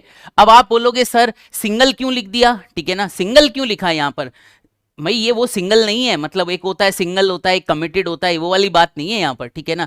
Made up of single layer, single layer इसलिए लिखा है क्योंकि ये सिंपल एपिथेलियम है बेटा, ठीक है ना, ये सिंपल एपिथेलियम है इसलिए सिंगल लेयर लिखा है, ठीक है ना। सिंपल एपिथेलियम में एक ही लेयर सेल्स की प्रेजेंट होती है, ठीक है। तो made up of single layer of flattened cells, ठीक है ना, फ्लैटेंड सेल्स, ठीक है, flattened cells with irregular boundaries. इस वर्ड को याद रखना है, ये एग्जाम में आता है, ठीक है। इर्रेगुलर बाउंड्रीज याद रखिएगा, ये वर्ड जो है एग्जाम में पूछा जाता है, ठीक है, कि कैसी बाउंड्रीज होती हैं, ठीक है, इर्रेगुलर बाउंड्रीज। अब हो सकता है अंग्रेजी की लाइन हमें ये समझ में ना आई हो, तो आइए मैं आपको बताता हूं, ठीक है ना। तो made up of single layer of flattened cells, ठीक है ना। जो सिंपल स्क्वामस एपिथेलियम होता है बेटा, इसके अंदर जो है एकदम एकदम चपटे चपटे सेल्स होते हैं, ये देखिए, ठीक है। और ये सेल्स चपटे होते हैं और इनकी बाउंड्री इररेगुलर बनानी है अपन को, ठीक है ना। ओके, तो इनकी बाउंड्री इररेगुलर बनानी है, थोड़ा सा और मैं ना अच्छा बना लेता हूं, ठीक है ना। तो ये देखिए ऐसे है ना, इस तरह बनाना है। ये सेल्स एकदम चपटे होते हैं बेटा, चपटे होने का मतलब फ्लैट होते हैं बेटा, ये देखिए, ठीक है, ये एकदम फ्लैट सेल्स होते हैं, ठीक है ना, एकदम चपटे चपटे, ठीक है ना, फ्लैट सेल्स होते हैं, ठीक है ना। ये देखिए ये एकदम फ्लैट सेल्स होते हैं, ठीक है ना, ऐसे करके। और आपको इनकी बाउंड्री बड़ी इररेगुलर बनानी है, ठीक है ना बेटा। ओके, ये तो कुछ ज़्यादा ही इररेगुलर बना दी मैंने, ठीक है, थोड़ा सा मैं इसको ना तरीके से ले आता हूँ। ये देखिए ऐसे करके ना इनकी बाउंड्री हमें थोड़ी सी इररेगुलर सी बनानी है, ठीक है ना, ऐसे करके, है ना, ऐसे करके बना दो, सीधी मत बनाना, ठीक है ना। तो ये एकदम चपटे सेल्स होते हैं, चपटे फ्लैट एकदम, ठीक है ना। ओके ओके, न्यूक्लियस बीच में बना देते हैं, ये न्यूक्लियस राउंड होता है, बीच में प्रेजेंट होता है, ठीक है ना। और बेटा इन सेल्स में न्यूक्लियस भी फ्लैट होता है, याद रखिए, न्यूक्लियस भी हल्का सा फ्लैट होता है, चपटा होता है, ठीक है ना। तो इसमें मैं लिखना चालू करता हूं, ठीक है ना, कि पहला पॉइंट है कि सेल्स आर फ्लैट, ठीक है ना, एकदम फ्लैट सेल्स होते हैं। हिंदी में जो जानते हैं, हिंदी में जो पढ़ना चाहते हैं, चपटे, ठीक है, चपटे कहते हैं हिंदी में, ठीक है ना। ओके, चपटे, ठीक है, सेल्स आर फ्लैट, एकदम फ्लैट सेल्स हैं, ठीक है। आप अगर चाहो, ठीक है, अगर आप चाहो तो इसको ऐसे भी बना सकते हो। यहां पर मैं एक और बना लेता हूं, ठीक है ना, फिर यार बाउंड्री इररेगुलर नहीं दिख पाएगी। आप अगर चाहो तो और फ्लैट सेल्स को बना सकते हो, ठीक है ना, सेल्स को और फ्लैट कर सकते हो, ठीक है ना। आप अगर चाहो तो सेल्स को और फ्लैट कर सकते हो, पर थोड़ी सी बाउंड्री इररेगुलर बनाने के चक्कर में क्या है, अपन जो है, ठीक है, उसमें थोड़ा सा वो कर देते हैं। तो ये देखिए ऐसे भी बना सकते हो, एकदम फ्लैट, ये और फ्लैट बना दिया मैंने, इससे ज्यादा फ्लैट नहीं बन सकते, ठीक है ना भैया, नहीं तो फ्लैट ही बन जाएगा ना, फिर फ्लैट के अंदर रहने जाना पड़ेगा, ठीक है। तो ये जो है ये फ्लैट सेल्स हैं, ठीक है ना बेटा। ओके राइट, आप वैसा भी बना सकते हो, आप ऐसा भी बना सकते हो, आप ऐसा भी बना सकते हो, चपटे बनाने हैं आपको, फ्लैट बनाने हैं, ठीक है ना। ओके, सेल्स आर फ्लैट, ठीक है। न्यूक्लियस जो होता है, ठीक है, न्यूक्लियस, ठीक है, nucleus is present in centre, ठीक है, nucleus is present in centre and is round, ठीक है, and is round but slightly flat, ठीक है, बट स्लाइटली फ्लैट, ठीक है, बट स्लाइटली फ्लैट, ठीक है। न्यूक्लियस भी हल्का सा चपटा होता है, ठीक है, बीच में सेल के प्रेजेंट होता है, राउंड होता है, हल्का सा चपटा न्यूक्लियस होता है, याद रखिए, स्लाइटली फ्लैट न्यूक्लियस, ठीक है। ओके, अब आप बोलोगे यार सर बेसमेंट मेम्ब्रेन तो बनाया ही नहीं, ठीक है, तो मैं इधर बना देता हूं, इधर नहीं बना रहा, ठीक है ना, इधर मुझे कुछ और डायग्राम में करामात दिखाना है, ठीक है, तो इधर मैं आपको बेसमेंट मेम्ब्रेन दिखा रहा हूं। ये देखिए, ये अपन ने बेसमेंट मेम्ब्रेन बना दिया, और अच्छे से बना लेते हैं, रुकिए, ठीक है। ये देखिए, ये बेसमेंट मेम्ब्रेन मैंने दिखा दी ग्रीन कलर की, ठीक है। एपिथेलियल सेल्स जो है हमेशा बेसमेंट मेम्ब्रेन के ऊपर ही पड़े रहेंगे, याद रखिए, ठीक है। और ये एनसीईआरटी का देखिए सुंदर डायग्राम है, ठीक है। आप देखिए, आप भी एनसीईआरटी के डायग्राम भी साथ लेके चलें, ठीक है। ये एनसीईआरटी का डायग्राम है बेटा, ठीक है ना। अब आप यहां पर देख सकते हैं सेल्स एकदम फ्लैट हैं, चपटे चपटे सेल्स हैं, और नीचे ब्लैक कलर की आपको बेसमेंट मेम्ब्रेन नजर आ रही है, बीएम मतलब बेसमेंट मेम्ब्रेन, ठीक है ना। ओके, तो बेटा अगर अगर एपिथेलियल सेल्स एकदम चपटे हों, फ्लैट हों, तो इस तरह के एपिथेलियम को सिंपल स्क्वामस एपिथेलियम कहते हैं, ठीक है ना। सिंपल एपिथेलियम इसलिए कहते हैं क्योंकि there is only a single layer of cells, ठीक है ना। आप यहां पर देखिए, मैंने सेल्स की सिंगल लेयर ही बनाई है बेसमेंट मेम्ब्रेन के ऊपर, ठीक है ना। ये ग्रीन कलर का जो है ये आपका बेसमेंट मेम्ब्रेन है, बीएम मतलब बेसमेंट मेम्ब्रेन, ठीक है ना। ओके, ध्यान रखना, ठीक है। अब सवाल ये है बेटा, ठीक है, सवाल ये है कि ये सिंपल स्क्वामस एपिथेलियम किस काम में आता है, ठीक है, इसका फंक्शन क्या होता है। तो सिंपल स्क्वामस एपिथेलियम जो है बेटा, इसका फंक्शन, इसके फंक्शन दो होते हैं, याद रखिए।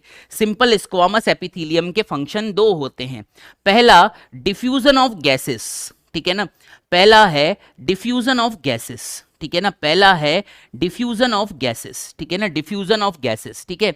और दूसरा फंक्शन है फिल्ट्रेशन, ठीक है, दूसरा फंक्शन है फिल्ट्रेशन, ठीक है, दूसरा फंक्शन है फिल्ट्रेशन, ठीक है।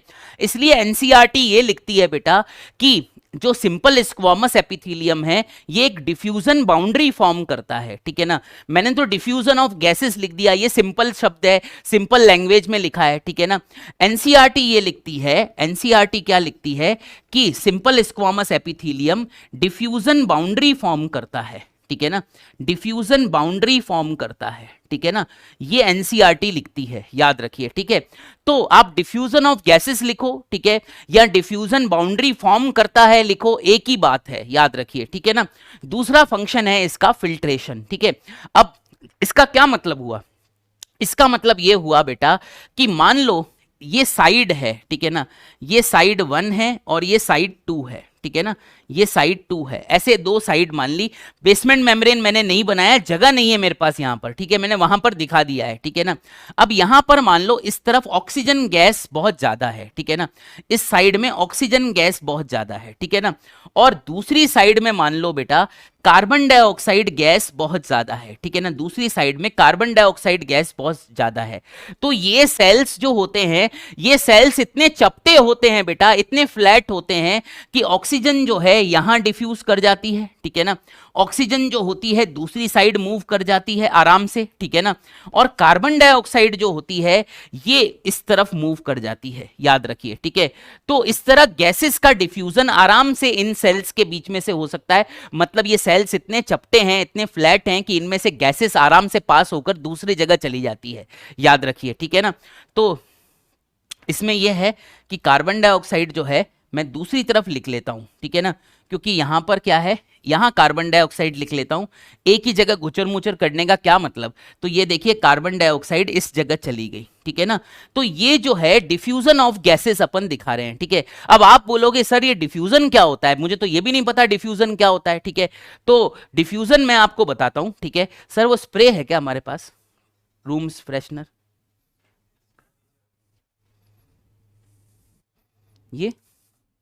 ये वाला है, हाँ, खुशबू वाला, वहां से दे नहीं सकते। अच्छा अच्छा, सोचो बेटा ये सेंट होती, ठीक है, सोचो ये सेंट होती, हालांकि ये सेंट नहीं है। अब बेटा क्या होता है जब मैं इस सेंट को यहां स्प्रे करता हूं, ठीक है ना, ओके, तो होता क्या है कि ये यहां पर हाई कंसंट्रेशन पर है जहां पर मैंने स्प्रे करी है, पर धीरे धीरे इसके मॉलिक्यूल्स पूरे कमरे में फैल जाएंगे, ठीक है ना। तो ये जो मॉलिक्यूल्स का फैलना है किसी मतलब किसी कंपाउंड का हाई कंसंट्रेशन से लो कंसंट्रेशन की तरफ जाना जो है डिफ्यूजन कहलाता है, याद रखिए। जैसे मैंने ना यहां पर स्प्रे कर दिया, अब यहां पर ये कंपाउंड हाई कंसंट्रेशन में है, आप ये देखिए, ठीक है ना, पर धीरे धीरे क्या होगा, पूरे कमरा महकने लगेगा, क्योंकि यहां पर मॉलिक्यूल्स जो हाई कंसंट्रेशन पे थे ये उन एरियाज में जाने लगेंगे जहां इन मॉलिक्यूल्स की लो कंसंट्रेशन है, याद रखिए। ये जो मॉलिक्यूल्स यहां पर हाई कंसंट्रेशन में है, ठीक है, ये डिफ्यूज होकर यानी कि ये मूव करेंगे उन एरियाज में जहां पर इन मॉलिक्यूल्स की प्रेजेंस है ही नहीं, ठीक है ना, ये मॉलिक्यूल्स जहां पर एब्सेंट हैं, ठीक है ना, और इस फिनोमिनन को अपन डिफ्यूजन कहते हैं, ठीक है। जैसे सोचो कि इसके अंदर ऑक्सीजन होती तो ये ऑक्सीजन गैस निकली, सोचो, ठीक है, देखते देखते ये ऑक्सीजन गैस के मॉलिक्यूल्स कमरे के रेस्ट ऑफ द पार्ट्स में भी फैल जाएंगे, इसे डिफ्यूजन कहा जाता है, ठीक है ना। यानी कि बेटा किसी भी कंपाउंड का अपने हाई कंसंट्रेशन से उस एरिया में जाना जहां उसकी लो कंसंट्रेशन है उसे डिफ्यूजन कहते हैं बेटा, याद रखिए, ठीक है ना।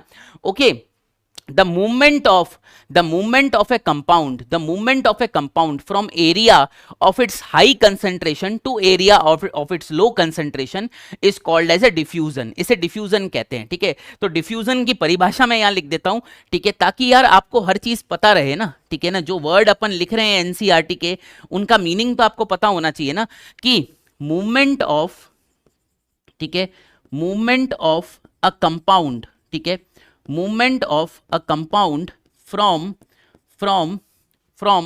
Area of its high concentration, ठीक है, area of its high concentration to area of its low concentration, to area of its low concentration, to area of its low concentration, ठीक है। किसी कंपाउंड का, जैसे ये ऑक्सीजन गैस है, आप देखिए यहां पर ऑक्सीजन गैस ज्यादा अमाउंट में प्रेजेंट है, यहां पर तो नहीं थी ऑक्सीजन गैस, ठीक है ना बेटा, तो क्या हुआ बेटा, हुआ क्या कि ये ऑक्सीजन गैस अपने हाई कंसंट्रेशन से उस जगह मूव करी जहां पर ऑक्सीजन गैस एब्सेंट थी, ठीक है ना बेटा। तो किसी गैस का अपने हाई कंसंट्रेशन से उस जगह पर मूव करना जहां पर गैस की कंसंट्रेशन नहीं है या गैस एब्सेंट है, इसे डिफ्यूजन कहते हैं, ठीक है ना। उसी प्रकार से यहां पर कार्बन डाइऑक्साइड प्रेजेंट थी, पर यहां पर तो कार्बन डाइऑक्साइड नहीं है, ठीक है ना बेटा, तो इसलिए कार्बन डाइऑक्साइड का अपनी हाई कंसंट्रेशन वाले एरिया से उस जगह जाना जहां पर कार्बन डाइऑक्साइड की लो कंसंट्रेशन है या कार्बन डाइऑक्साइड एब्सेंट है, इसे डिफ्यूजन कहते हैं, ठीक है। किसी कंपाउंड का हाई कंसंट्रेशन से उस एरिया में फैलना जहां पर उसकी लो कंसंट्रेशन हो, इसे डिफ्यूजन कहा जाता है। जैसे आपने यहां अगरबत्ती जलाई, ठीक है, ओके, आपने यहां अगरबत्ती जलाई, अगरबत्ती के मॉलिक्यूल्स यहां पर फैले हुए हैं, ठीक है बेटा, ओके, अगरबत्ती के मॉलिक्यूल्स यहां पर मैक्सिमम हाई कंसंट्रेशन पर हैं, ठीक है। ग्रेजुअली क्या होगा, ये अगरबत्ती के मॉलिक्यूल्स अपनी हाई कंसंट्रेशन से, क्योंकि अगरबत्ती यहां जल रही है, यहां पर मॉलिक्यूल्स की हाई कंसंट्रेशन है, ये कमरे के हर कोने में मूव कर जाएंगे जहां पर लो कंसंट्रेशन थी, यहां ये एब्सेंट थे, ठीक है। अगरबत्ती के मॉलिक्यूल्स तो यहीं पर ही थे, कमरे के दूसरे कोने में तो थे नहीं, तो अगरबत्ती के मॉलिक्यूल्स का हाई कंसंट्रेशन वाले एरिया से अपनी हाई कंसंट्रेशन वाले एरिया से, क्योंकि अगरबत्ती यहां जल रही है तो मॉलिक्यूल यहीं पर ही हैं बहुत सारे, ठीक है ना, अपनी हाई कंसंट्रेशन वाले एरिया से उन जगहों पर जाना जहां पर इन मॉलिक्यूल्स की कंसंट्रेशन जीरो है या लो कंसंट्रेशन है, इसे डिफ्यूजन कहते हैं। हाई कंसंट्रेशन से लो कंसंट्रेशन की तरफ मूव करना डिफ्यूजन कहलाता है, ठीक है ना। ओके, आई होप ये आपको समझ में आ गया होगा, हालांकि ये बॉटनी में आप पढ़ेंगे, ठीक है, बॉटनी में ये चैप्टर आपके पास आएगा, ठीक है ना। ओके, तो बेटा ये सिंपल स्क्वामस एपिथेलियम का फंक्शन हो गया, सिंपल स्क्वामस एपिथेलियम का फंक्शन हो गया diffusion of gases and filtration, ठीक है ना। तो एक बार सिंपल स्क्वामस एपिथेलियम में रिपीट कर देता हूं क्या है, ठीक है ना, ये है made up of single layer of, क्योंकि सिंपल एपिथेलियम है, made up of single layer of flattened cells, cells एकदम फ्लैट होते हैं बेटा, याद रखिए, ठीक है ना। ओके, न्यूक्लियस इनका सेंटर में प्रेजेंट होता है, न्यूक्लियस राउंड होता है, पर न्यूक्लियस भी हल्का सा दबा हुआ या फ्लैट होता है, ठीक है ना। अब बेटा ध्यान से देखिएगा, ठीक है ना, एक इंपॉर्टेंट लाइन आ रही है जो बार बार क्वेश्चन में आपके पीछा नहीं छोड़ेगी, आती रहेगी, ठीक है ना। देखो जो सिंपल स्क्वामस एपिथेलियम के सेल्स होते हैं बेटा, वो आपस में इस तरह फिटेड होते हैं, ठीक है ना, ये आपस में इस तरह फिटेड होते हैं, सिंपल स्क्वामस एपिथेलियम के सेल्स आपस में इस तरह फिटेड होते हैं बेटा, ऐसा लगता है कि टाइल्स फिट हो रखी हैं, ठीक है ना बेटा।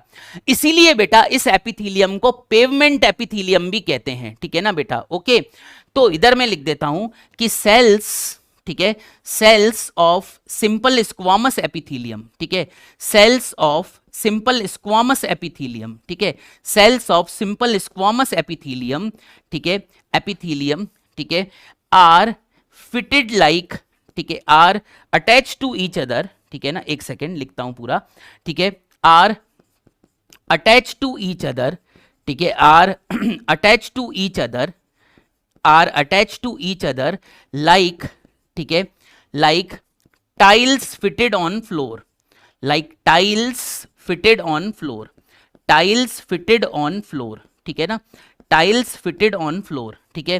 हैंस दिस एपिथेलियम, ठीक है, hence this epithelium, hence this epithelium, ठीक है, this epithelium is called, hence this epithelium is called, ठीक है, पेवमेंट एपिथेलियम, ठीक है, hence this epithelium is called pavement epithelium, ठीक है, पेवमेंट एपिथेलियम, ठीक है।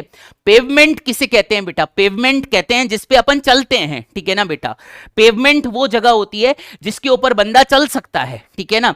तो इसके जो सेल्स होते हैं, सिंपल स्क्वामस एपिथेलियल सेल्स जो होते हैं, आपस में ऐसे फिट हो रखे होते हैं जैसे कि टाइल्स अपन ने फिट कर रखी हो, ठीक है, अपन टाइल्स लगाते हैं ना रूम में, ठीक है, तो ये सेल्स आपस में ऐसे फिट हो रखे होते हैं कि जैसे रूम में अपन ने टाइल्स फिट कर रखी हो, ठीक है ना। इसीलिए अपन इस एपिथेलियम को, सिंपल स्क्वामस एपिथेलियम को पेवमेंट एपिथेलियम का भी नाम देते हैं, ठीक है ना।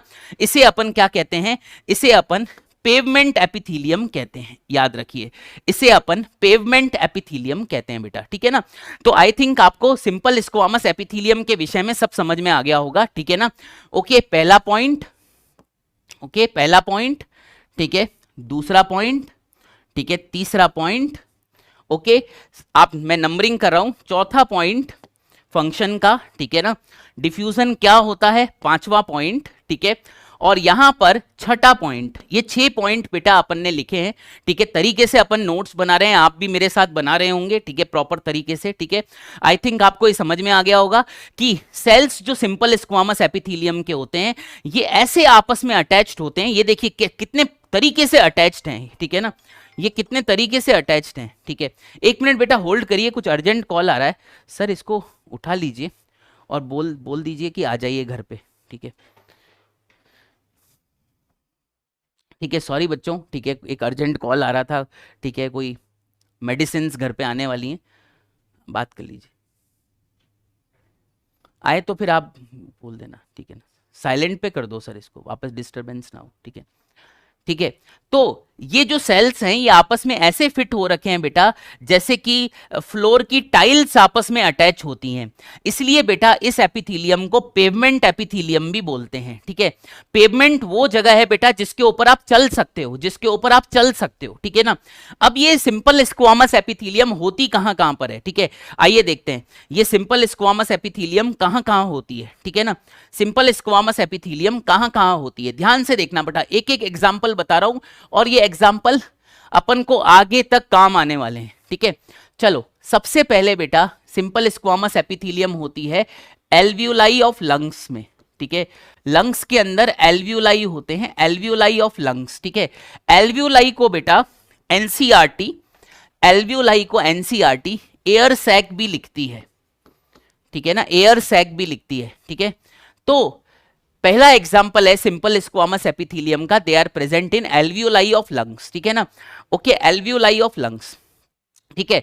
तो बेटा देखो एल्वियोलाई में बना रहा हूं, ठीक है ना, लंग्स के अंदर बेटा ऐसे ऐसे करके ये स्ट्रक्चर्स होते हैं, ये देखिए, ये देखिए, ऐसा गोल सा स्ट्रक्चर होता है बेटा जो सिंपल स्क्वामस एपिथेलियम का बना होता है, ऐसे करके देखिए, ठीक है ना। ये मैंने एल्वियोलाई बना दिया बेटा, ठीक है ना। तो ये लंग्स के अंदर ऐसे स्ट्रक्चर्स होते हैं जो आप सांस लेते हो बेटा, ठीक है ना। सांस लेने को इंस्पायरेशन कहते हैं, ठीक है। मैं आपकी बेसिक्स भी क्लियर करता चला जाऊंगा, आपको बेसिक वर्ड्स के बारे में भी जानकारी देता चला जाऊंगा। तो सांस अंदर लेने को इंस्पायरेशन कहते हैं। तो जब आप सांस अंदर लेते हैं, इंस्पायरेशन करते हैं, तो एल्वियोलाई के अंदर ऑक्सीजन भर जाती है, याद रखिए, ठीक है ना। जब आप इंस्पायरेशन करते हैं बेटा, सांस अंदर लेने को इंस्पायरेशन कहते हैं, ठीक है, तो एल्वियोलाई के अंदर ऑक्सीजन आ जाती है। ऑब्वियसली जब अपन सांस अंदर लेते हैं तो अपन कौन सी गैस ले रहे होते हैं? ऑक्सीजन ले रहे होते हैं, ठीक है ना। तो सिंपल स्क्वामस एपिथेलियम जो है सबसे पहले एल्वियोलाई ऑफ लंग्स में प्रेजेंट होता है, ठीक है ना। ओके, सेकंड, ठीक है, सेकंड ये कहां प्रेजेंट होता है? सेकंड बेटा simple squamous epithelium wall of blood vessels में पाया जाता है, ठीक है ना। वॉल ऑफ ब्लड वेसल्स में पाया जाता है, ठीक है, वॉल ऑफ ब्लड वेसल्स में पाया जाता है, ठीक है। अब यार ये ससुरी ब्लड वेसल्स कौन कौन सी होती है? ब्लड वेसल्स कितने टाइप की होती है ये भी तो अपन को पता होना चाहिए। तो ब्लड वेसल्स जो होती है बेटा 3 टाइप की होती है, ठीक है ना। इसमें आती है आर्टरीज, ठीक है बेटा, ठीक है, इसमें आती है आर्टरीज, आपने नाम सुना होगा। इसमें आती है वेन्स, ठीक है ना बेटा, और इसमें आती है कैपिलरीज, ठीक है, इसमें आती है कैपिलरीज, ठीक है, इसमें आती हैं कैपिलरीज, कैपिलरीज, ठीक है, कैपिलरीज, ठीक है, कैपिलरीज, ठीक है, बात समझ में आई। तो ब्लड वेसल्स 3 प्रकार की होती है, आर्टरीज, वेन्स एंड कैपिलरीज, ठीक है। ध्यान से देखना, ध्यान से सुनना मेरी इस बात को, ठीक है बेटा। ओके, अब अगर मैं बात करूं बेटा इसकी, मैं अगर बात करूं इसकी, ध्यान से देखिएगा, ठीक है, मैं अगर बात करूं आर्टरीज एंड वेन्स की, ठीक है, अगर हम बात करें आर्टरीज एंड वेन्स की, ठीक है, आर्टरीज एंड वेन्स की, ध्यान से देखिएगा, ठीक है ना।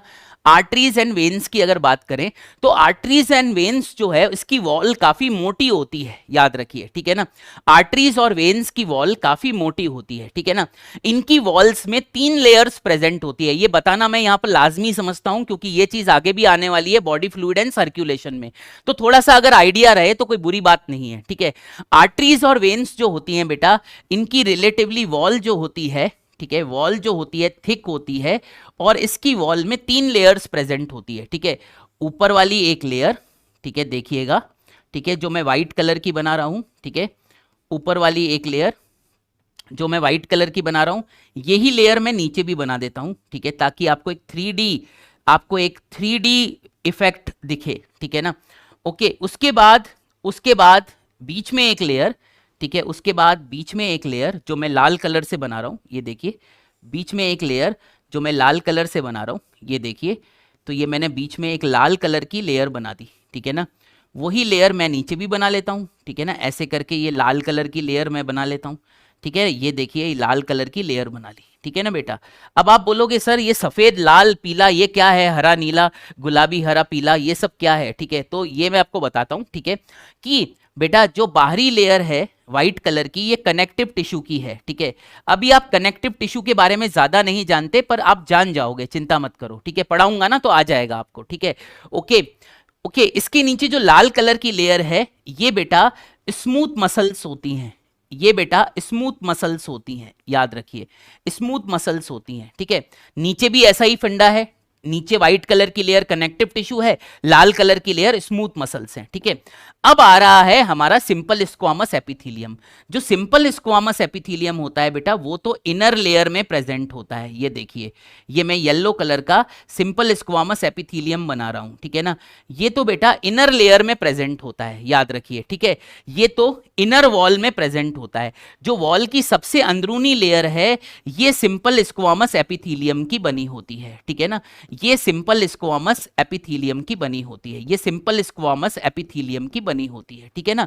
तो बेटा वॉल ऑफ ब्लड वेसल्स, जब मैं वॉल ऑफ ब्लड वेसल्स कहता हूं और आर्टरी और वेन की बात करता हूं, ठीक है, तो आर्टरी और वेन की वॉल काफी थिक होती है, बाहरी लेयर कनेक्टिव टिश्यू की होती है, बीच की लेयर स्मूथ मसल की होती है, और सिंपल स्क्वामस एपिथेलियम जो होता है केवल अंदरूनी लेयर में प्रेजेंट होता है बेटा, याद रख लीजिएगा, ठीक है। इसलिए आर्टरी और वेन की जो इनर मोस्ट लेयर होती है वो सिंपल स्क्वामस एपिथेलियम की होती है, ठीक है ना बेटा। ओके ओके, और ब्लड तो फ्लो करवाना है, तो बीच में जो ये चीज लिक्विड फ्लो कर रहा है ये आपका ब्लड है, ठीक है ना, ये आपका ब्लड है, ठीक है ना, बात समझ में आई। आई। तो इस तरह से सिंपल स्क्वामस एपिथेलियम जो है ये आपके आर्टरी और वेन की इनर मोस्ट वॉल को बनाती है, याद रखिए, ठीक है ना।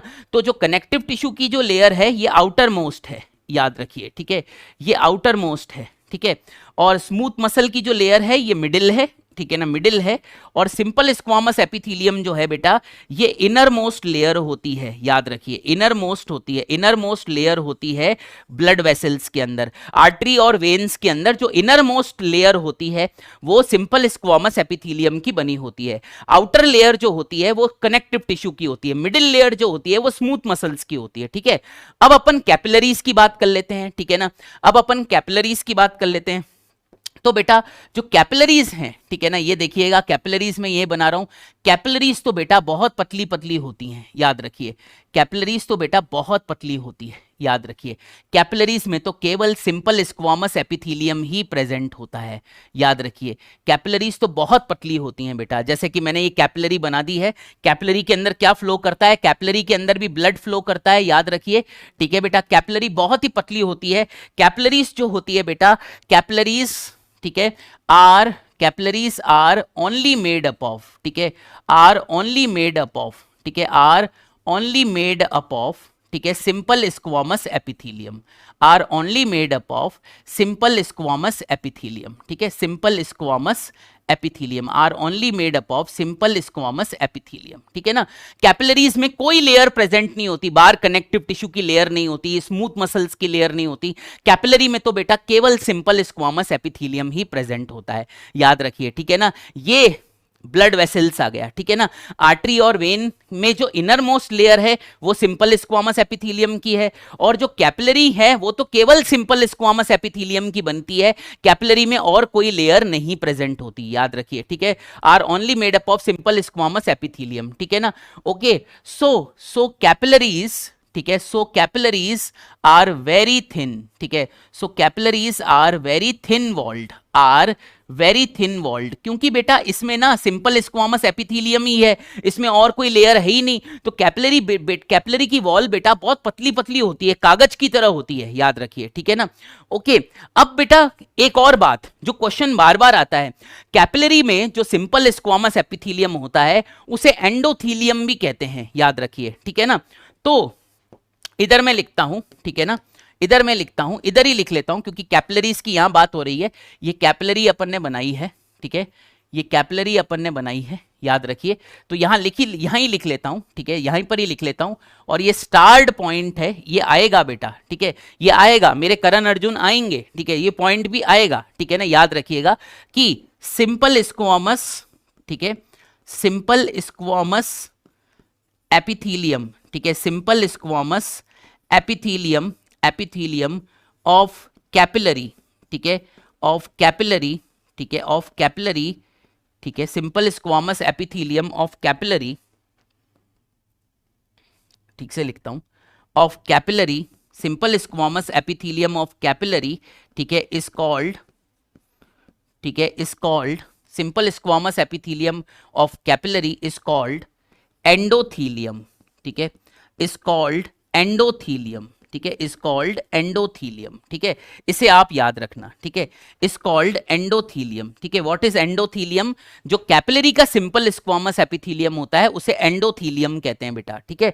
ओके, तो इसमें पहला एग्जांपल अपना एल्वियोलाई ऑफ लंग्स, ठीक है, पहला एग्जांपल अपना हो गया एल्वियोलाई ऑफ लंग्स, ठीक है, बीच में लाइन खींच देता हूं, ठीक है, ये लाइन आ गई, बॉर्डर बना दिया अपन ने, ठीक है।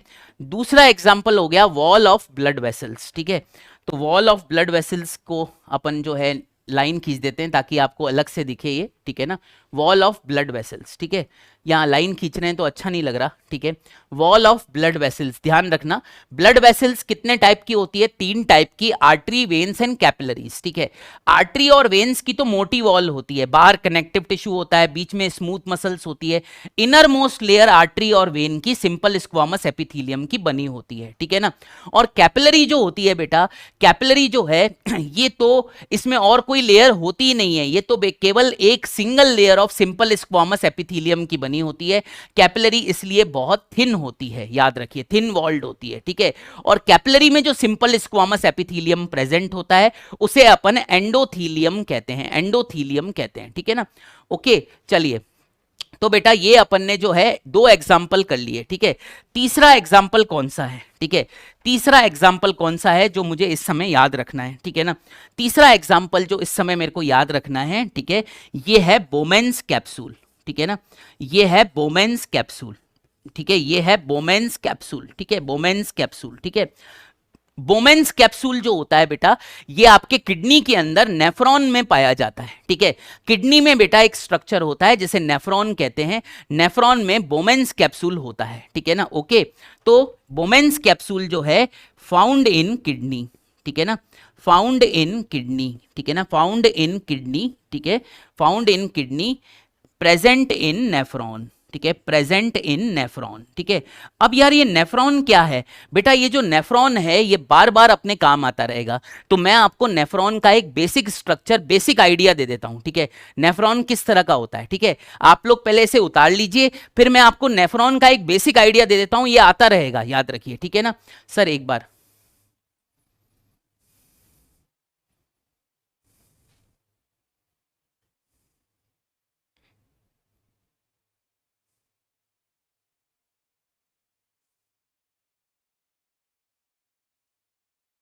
सब आ जाएगा बेटा, सब आ जाएगा, किसी में धीरे धीरे करके हमारा बेस बनता है। आज हमारी लगभग लगभग पहली क्लास है, धीरे धीरे कर कर आपको सब आएगा। आप मेरे साथ जो है केवल बने रहिए, पढ़ते रहिए, ठीक है, आपको सब समझ में आएगा, ठीक है ना। ओके, हम एक साथ हवाई जहाज नहीं चला सकते, है ना, हमें ना धीरे धीरे करके आगे बढ़ना पड़ेगा, ग्रेजुअली जो है सबको अपलिफ्ट करना पड़ेगा। इस बैच में हर तरह के बच्चे होते हैं, हमें धीरे धीरे अपलिफ्ट करना पड़ेगा, ठीक है ना। ओके,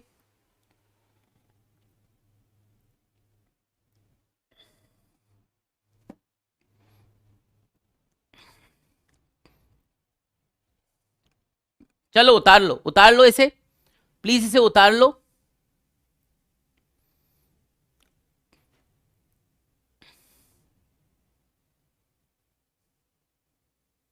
चलो उतार लो,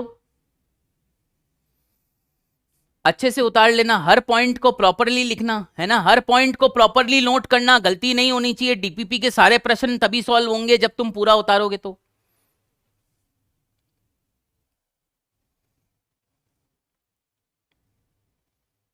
डन है,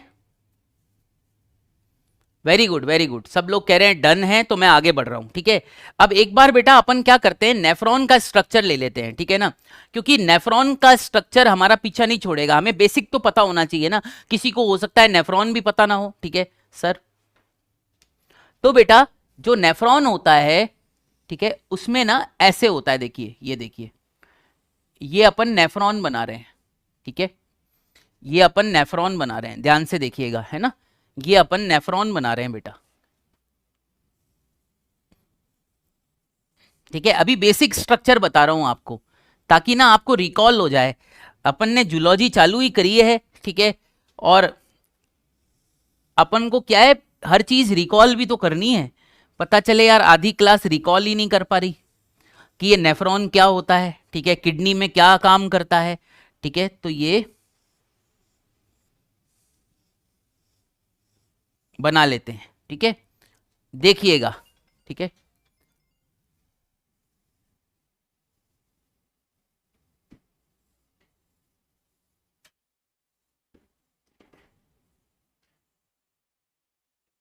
ठीक है, ऐसे करके ये नेफ्रॉन होता है, देखिएगा, ठीक है बच्चों, ये बेसिक आइडिया दे रहा हूं मैं आपको, ठीक है। चलिए, ठीक है, इसमें बेटा सबसे पहले बेटा नेफ्रॉन में सबसे पहले, ठीक है बेटा, ओके, सबसे पहले नेफ्रॉन में ये जो येलो कलर का कप होता है या कैप्सूल होता है येलो कलर का, इसे बोमेन्स कैप्सूल कहते हैं, ठीक है ना, इसे बोमेन्स कैप्सूल कहते हैं, याद रखिए, ठीक है ना, इसे बोमेन्स कैप्सूल कहते हैं, ठीक है। मैं लेबलिंग कर रहा हूं, ध्यान से देखना, ठीक है। नेफ्रॉन का डायग्राम है, ये अपन को आना चाहिए, क्योंकि पीसीटी डीसीटी ये टर्म यूज होने वाले हैं अभी टिश्यू में ही, ठीक है ना। तो ये जो कप है, ये जो कैप्सूल है, इसे बोमेन्स कैप्सूल कहते हैं, ठीक है, इसे अपन बोमेन्स कैप्सूल कहते हैं, ठीक है ना, बोमेन्स कैप्सूल कहते हैं, ठीक है, इसे अपन बोमेन्स कैप्सूल कहते हैं। ओके, नेफ्रॉन का पहला पार्ट हो गया बोमेन्स कैप्सूल। ये येलो कलर का, ये येलो कलर का, येलो येलो डर्टी फेलो जो बनाया है अपन ने, इसे बोमेन्स कैप्सूल कहते हैं, ठीक है ना। ओके राइट, और ये जो अंदर कैपिलरीज आपको दिख रही है, अंदर भी कैपिलरीज दिख रही है, इन्हें ग्लोमेरुलर कैपिलरीज कहा जाता है, ठीक है ना। ये एक प्रकार की कैपिलरीज होती हैं, इन्हें ग्लोमेरुलर कैपिलरीज कहा जाता है, ठीक है, ग्लोमेरुलर कैपिलरीज कहा जाता है, ठीक है। बहुत अच्छी बात है, ठीक है, बहुत अच्छी बात है, ठीक है। तो बोमेन्स कैप्सूल की जो वॉल होती है, आउटर वॉल, इनर वॉल, ये सिंपल स्क्वामस एपिथेलियम की बनी होती है, याद रखिए, ठीक है ना। ये अपन पढ़ रहे थे, ठीक है। तो बोमेन्स कैप्सूल जो है बेटा, ये देखिएगा, ये बोमेन्स कैप्सूल अपन ने ऐसा बनाया है, ये देखिए येलो कलर का, ठीक है, ऐसे बनाया है। तो बोमेन्स कैप्सूल की जो इनर वॉल है, आउटर वॉल है, ये किसकी बनी होती है? ये बोमेन्स कैप्सूल पूरा ही सिंपल स्क्वामस एपिथेलियम का बना होता है, ठीक है ना, सिंपल स्क्वामस एपिथेलियम का बना होता है, याद रखिए, ठीक है ना। ओके, ये ध्यान रखिएगा, ये बोमेन्स कैप्सूल मैं बना रहा हूं आपके लिए, ठीक है ना। उसके बाद जो ग्रीन कलर का स्ट्रक्चर आता है नेफ्रॉन में, इसे पीसीटी कहा जाता है, प्रॉक्सिमल कॉन्वोल्यूटेड टिब्यूल, ठीक है ना, proximal convoluted tubule, proximal convoluted tubule, ठीक है, proximal convoluted tubule. Okay right, ये नाम आपको याद करने पड़ेंगे। उसके बाद ये जो ट्यूब नीचे नजर आ रहा है, ऑरेंज कलर का ट्यूब नजर आ रहा है, ठीक है ना, इसमें जो लिक्विड होता है ऊपर से नीचे जाता है, तो इस ट्यूब को अपन कहते हैं डिसेंडिंग लूप ऑफ हेनले, ठीक है ना, इसे अपन कहते हैं डिसेंडिंग लूप ऑफ हेनले, ठीक है, डिसेंडिंग लूप ऑफ हेनले, ठीक है ना, डिसेंडिंग लूप ऑफ हेनले।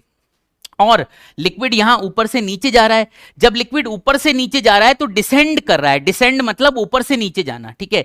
फिर यहां पर लिक्विड नीचे से ऊपर जा रहा है, ठीक है, नीचे से ऊपर जा रहा है, तो इसे कहते हैं असेंडिंग लूप ऑफ हेनले, ठीक है ना, असेंडिंग लूप ऑफ हेनले, इसे कहते हैं असेंडिंग लूप ऑफ हेनले। धीरे धीरे हमारा बैकग्राउंड बन जाएगा ना, लिक्विड नीचे से ऊपर जा रहा है, तो इसे अपन कहते हैं, इस लूप को कहते हैं असेंडिंग लूप ऑफ हेनले। ये हेनले का लूप है, असेंडिंग लूप है।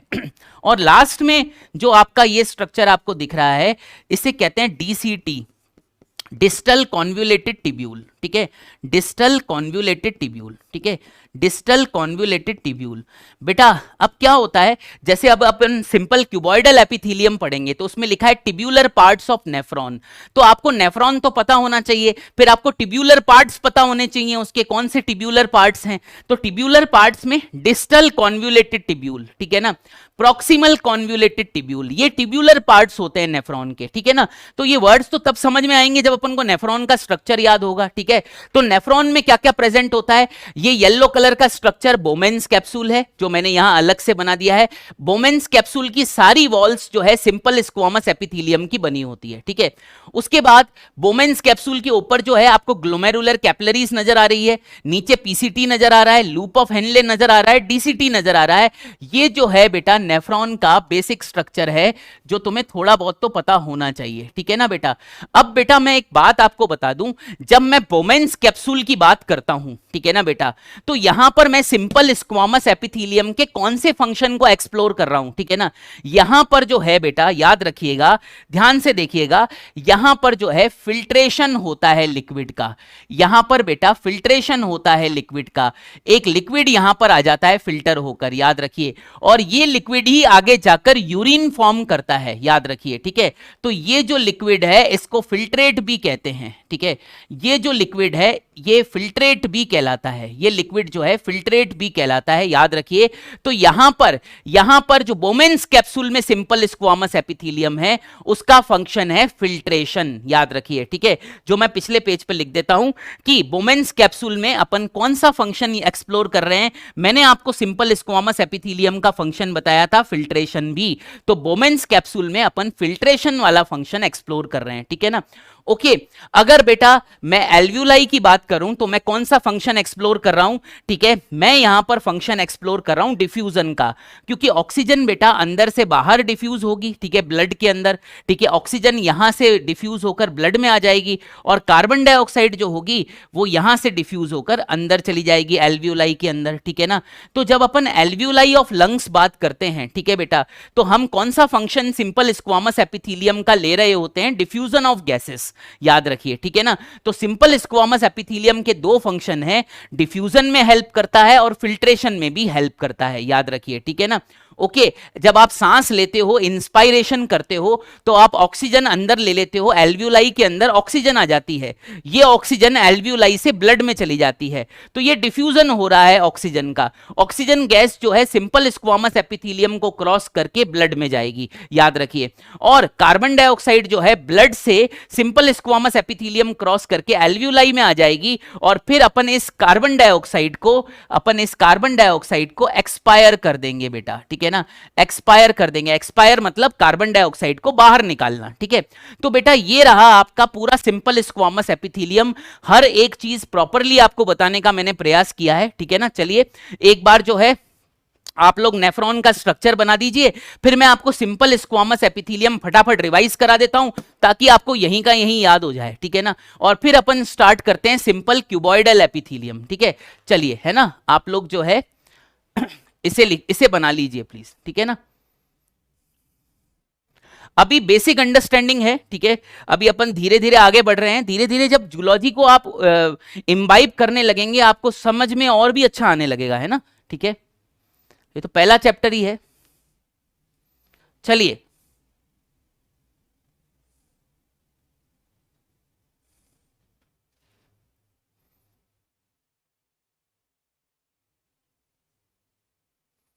हो गया, चलिए नोटेड, वेरी गुड बेटा, very good, very good, note कर लिया, बना लो इसे प्लीज, है ना। मैं साइड में खड़ा हूं, 10 सेकंड दे रहा हूं आपको, बना लो, बना लो, बना लीजिए।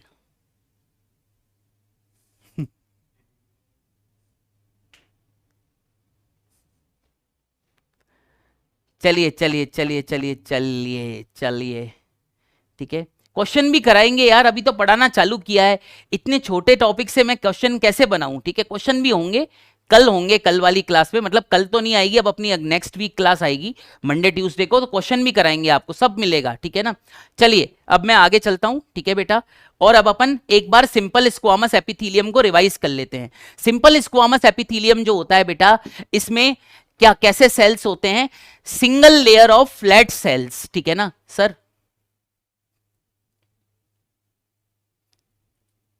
Single layer of flat cells are present, ठीक है ना, ओके। और इनका न्यूक्लियस सेंटर में होता है, न्यूक्लियस राउंड होता है। सर इसको स्विच ऑफ कर दो या साइलेंट कर दो, बाहर जाके बात करो यार, आपको दिया ही भी तो इसलिए था, फोन आपको दिया ही इसलिए है कि आप जो है बाहर जाकर बात करो, हाँ जो करना है करो, ठीक है, अभी क्लास चल रही है सर, क्या पता है यार सच में। चलिए वापस रिवाइज कराता हूं, छोड़ते हैं यार इसको, ठीक है। तो इसमें जो सिंपल स्क्वामस एपिथेलियम होता है, इसमें single layer of flattened cells present होते हैं विथ इररेगुलर बाउंड्रीज, ठीक है ना। और इस एपिथेलियम का फंक्शन होता है डिफ्यूजन एंड फिल्ट्रेशन, ठीक है ना।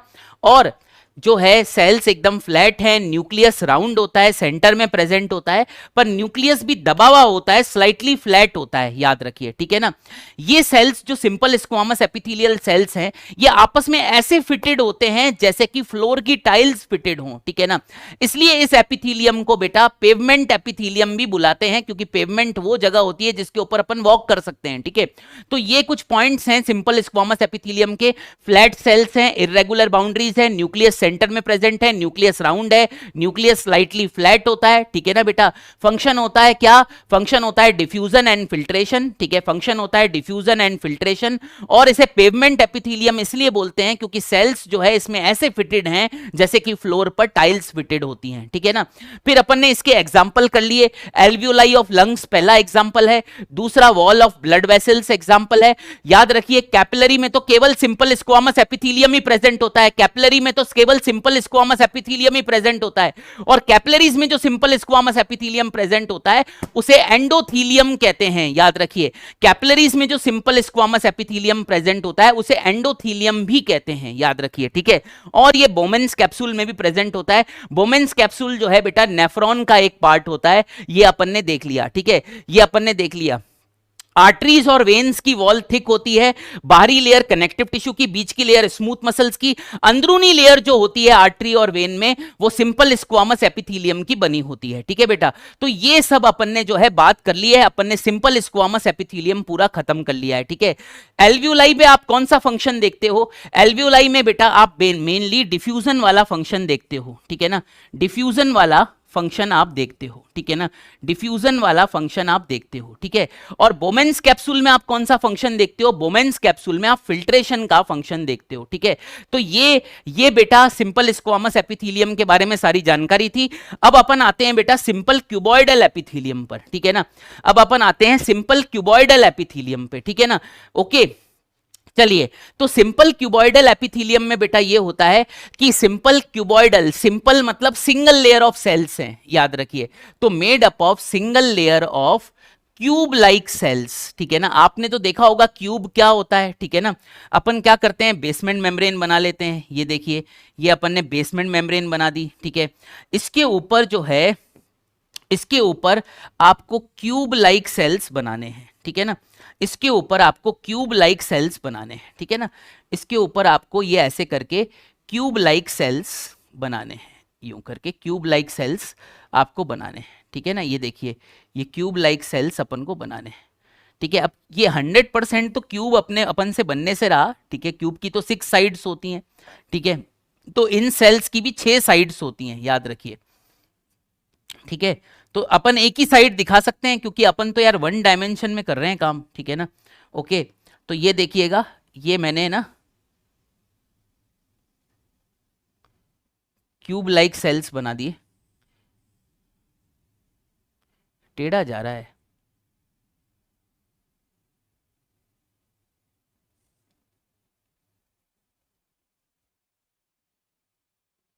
ठीक है, ऐसे करके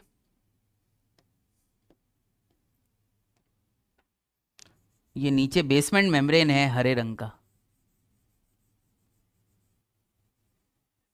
चलो ठीक है, ठीक लग रहा है, अब बुरा नहीं लग रहा, ठीक है। तो इसमें बेटा जो सेल्स होते हैं सिंपल क्यूबॉइडल एपिथेलियम में, क्यूबॉइडल नाम ही इसलिए पड़ गया क्योंकि इसमें बेटा single layer of cube like cells present होते हैं, सेल का आकार क्यूब जैसा होता है। आपने क्यूब तो देखा ही होगा, क्यूब की जो होती है बेटा 6 सरफेसेस होती हैं, ठीक है ना। उसी तरीके से ये सेल भी अगर आप 3 डायमेंशन में देखोगे तो इसकी 6 साइड्स नजर आएगी, याद रखिए। पर यहां पर तो अपन 1 डायमेंशन देख रहे हैं, तो अपन ऐसा डायग्राम बनाते हैं, याद रखिए, ठीक है ना, अपन ऐसा डायग्राम बनाते हैं, ठीक है ना, ऐसा डायग्राम बनाते हैं।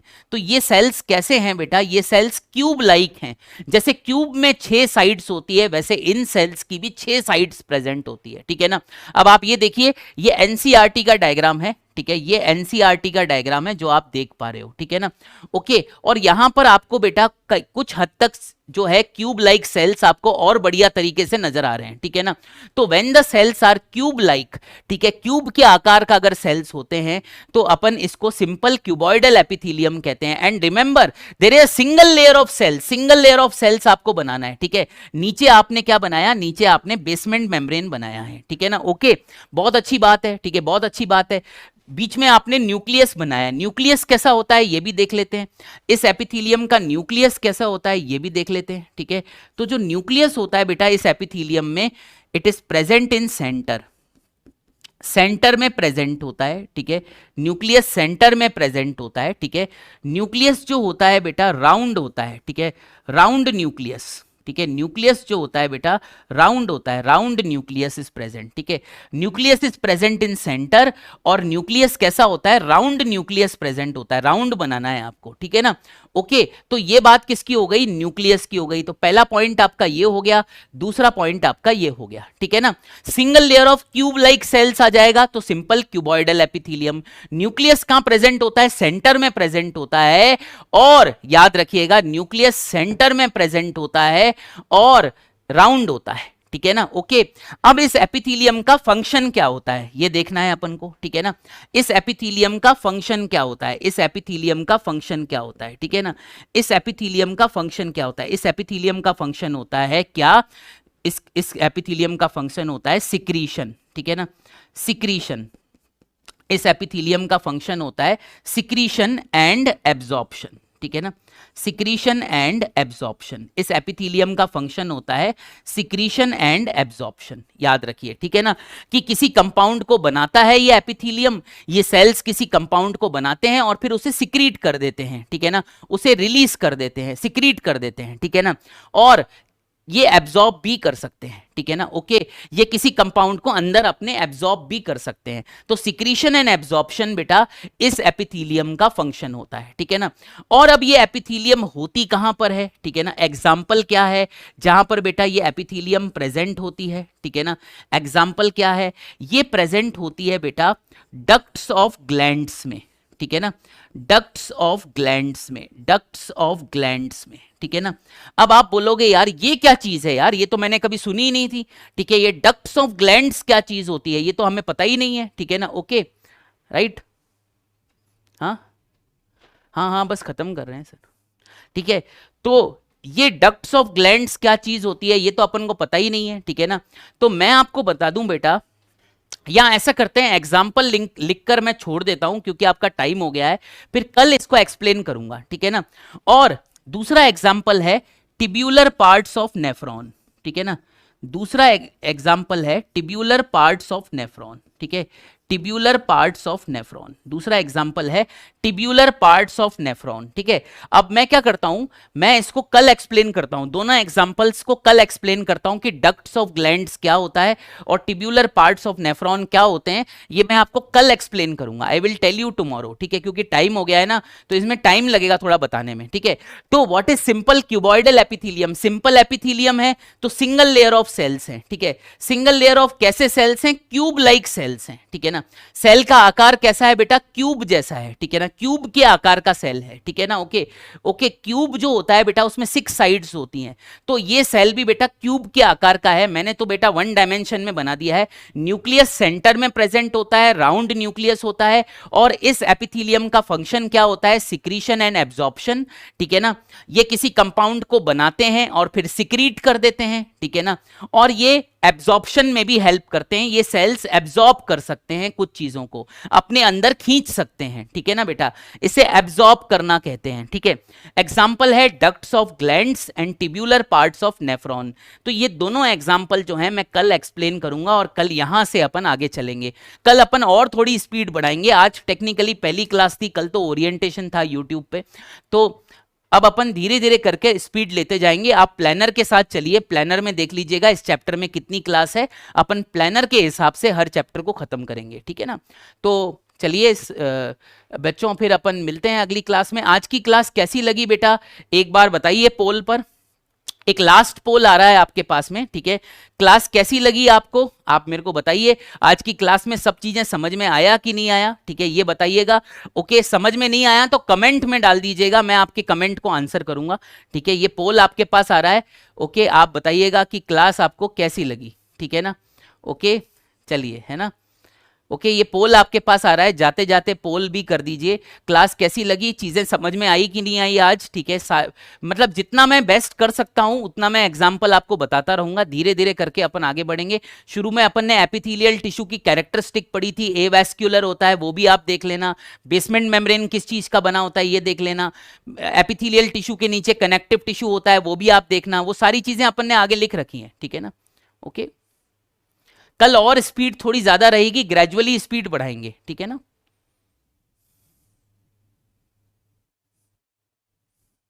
डीपीपी आज आएगी आपके पास, है ना, डीपीपी सॉल्व करना,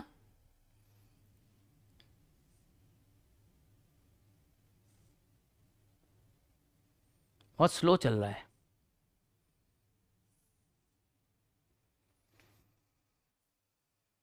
थैंक यू बेटा, और आपका बहुत बहुत शुक्रिया। ठीक है बेटा, कल की क्लास में मिलते हैं। एक बार इसका भी देख लेते हैं यार, ये सर बड़ा स्लो है ना,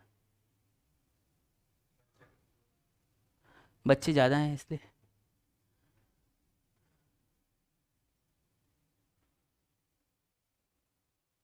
सॉरी बच्चों, एक फ़ोन आ गया था बीच में।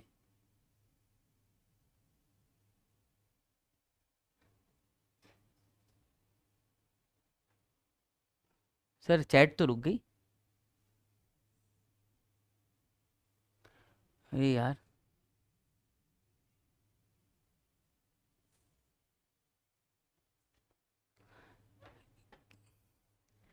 आज तो हद हो गई। आज हम नहीं देख पा रहे कि आपने कितना है वो दिया है हमें, ठीक है ना। आपको समझ में आया कि नहीं आया? अगर आपको समझ में आ गया तो यहीं पर ही थम्स अप कर दीजिए, और अगर नहीं आया तो थम्स डाउन कर दीजिए, यही कर सकते हैं। मिलते हैं बेटा अब अपन मंडे को, ठीक है, और स्पीड अगली क्लास में बढ़ाएंगे। मंडे मिलते हैं फिर, है ना। इतना रिवाइज कर लेना, अगर कुछ समझ में ना आए तो कमेंट में डाल देना, मैं रिप्लाई करूंगा। ओके बच्चों, बाय। हाँ, ये आएगा नहीं मुझे लगता है। ठीक है, आप अगर नोट करना चाहें तो इसे नोट कर लीजिए, अगर कुछ रह गया है तो नोट कर लीजिए, अब इसमें ज्यादा तो नहीं है, है ना।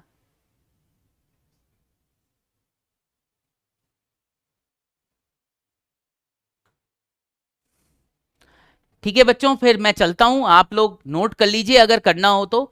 मेरे ख्याल ज्यादा तो नहीं लिखा हुआ है इसमें। फिर मिलते हैं अगली क्लास में।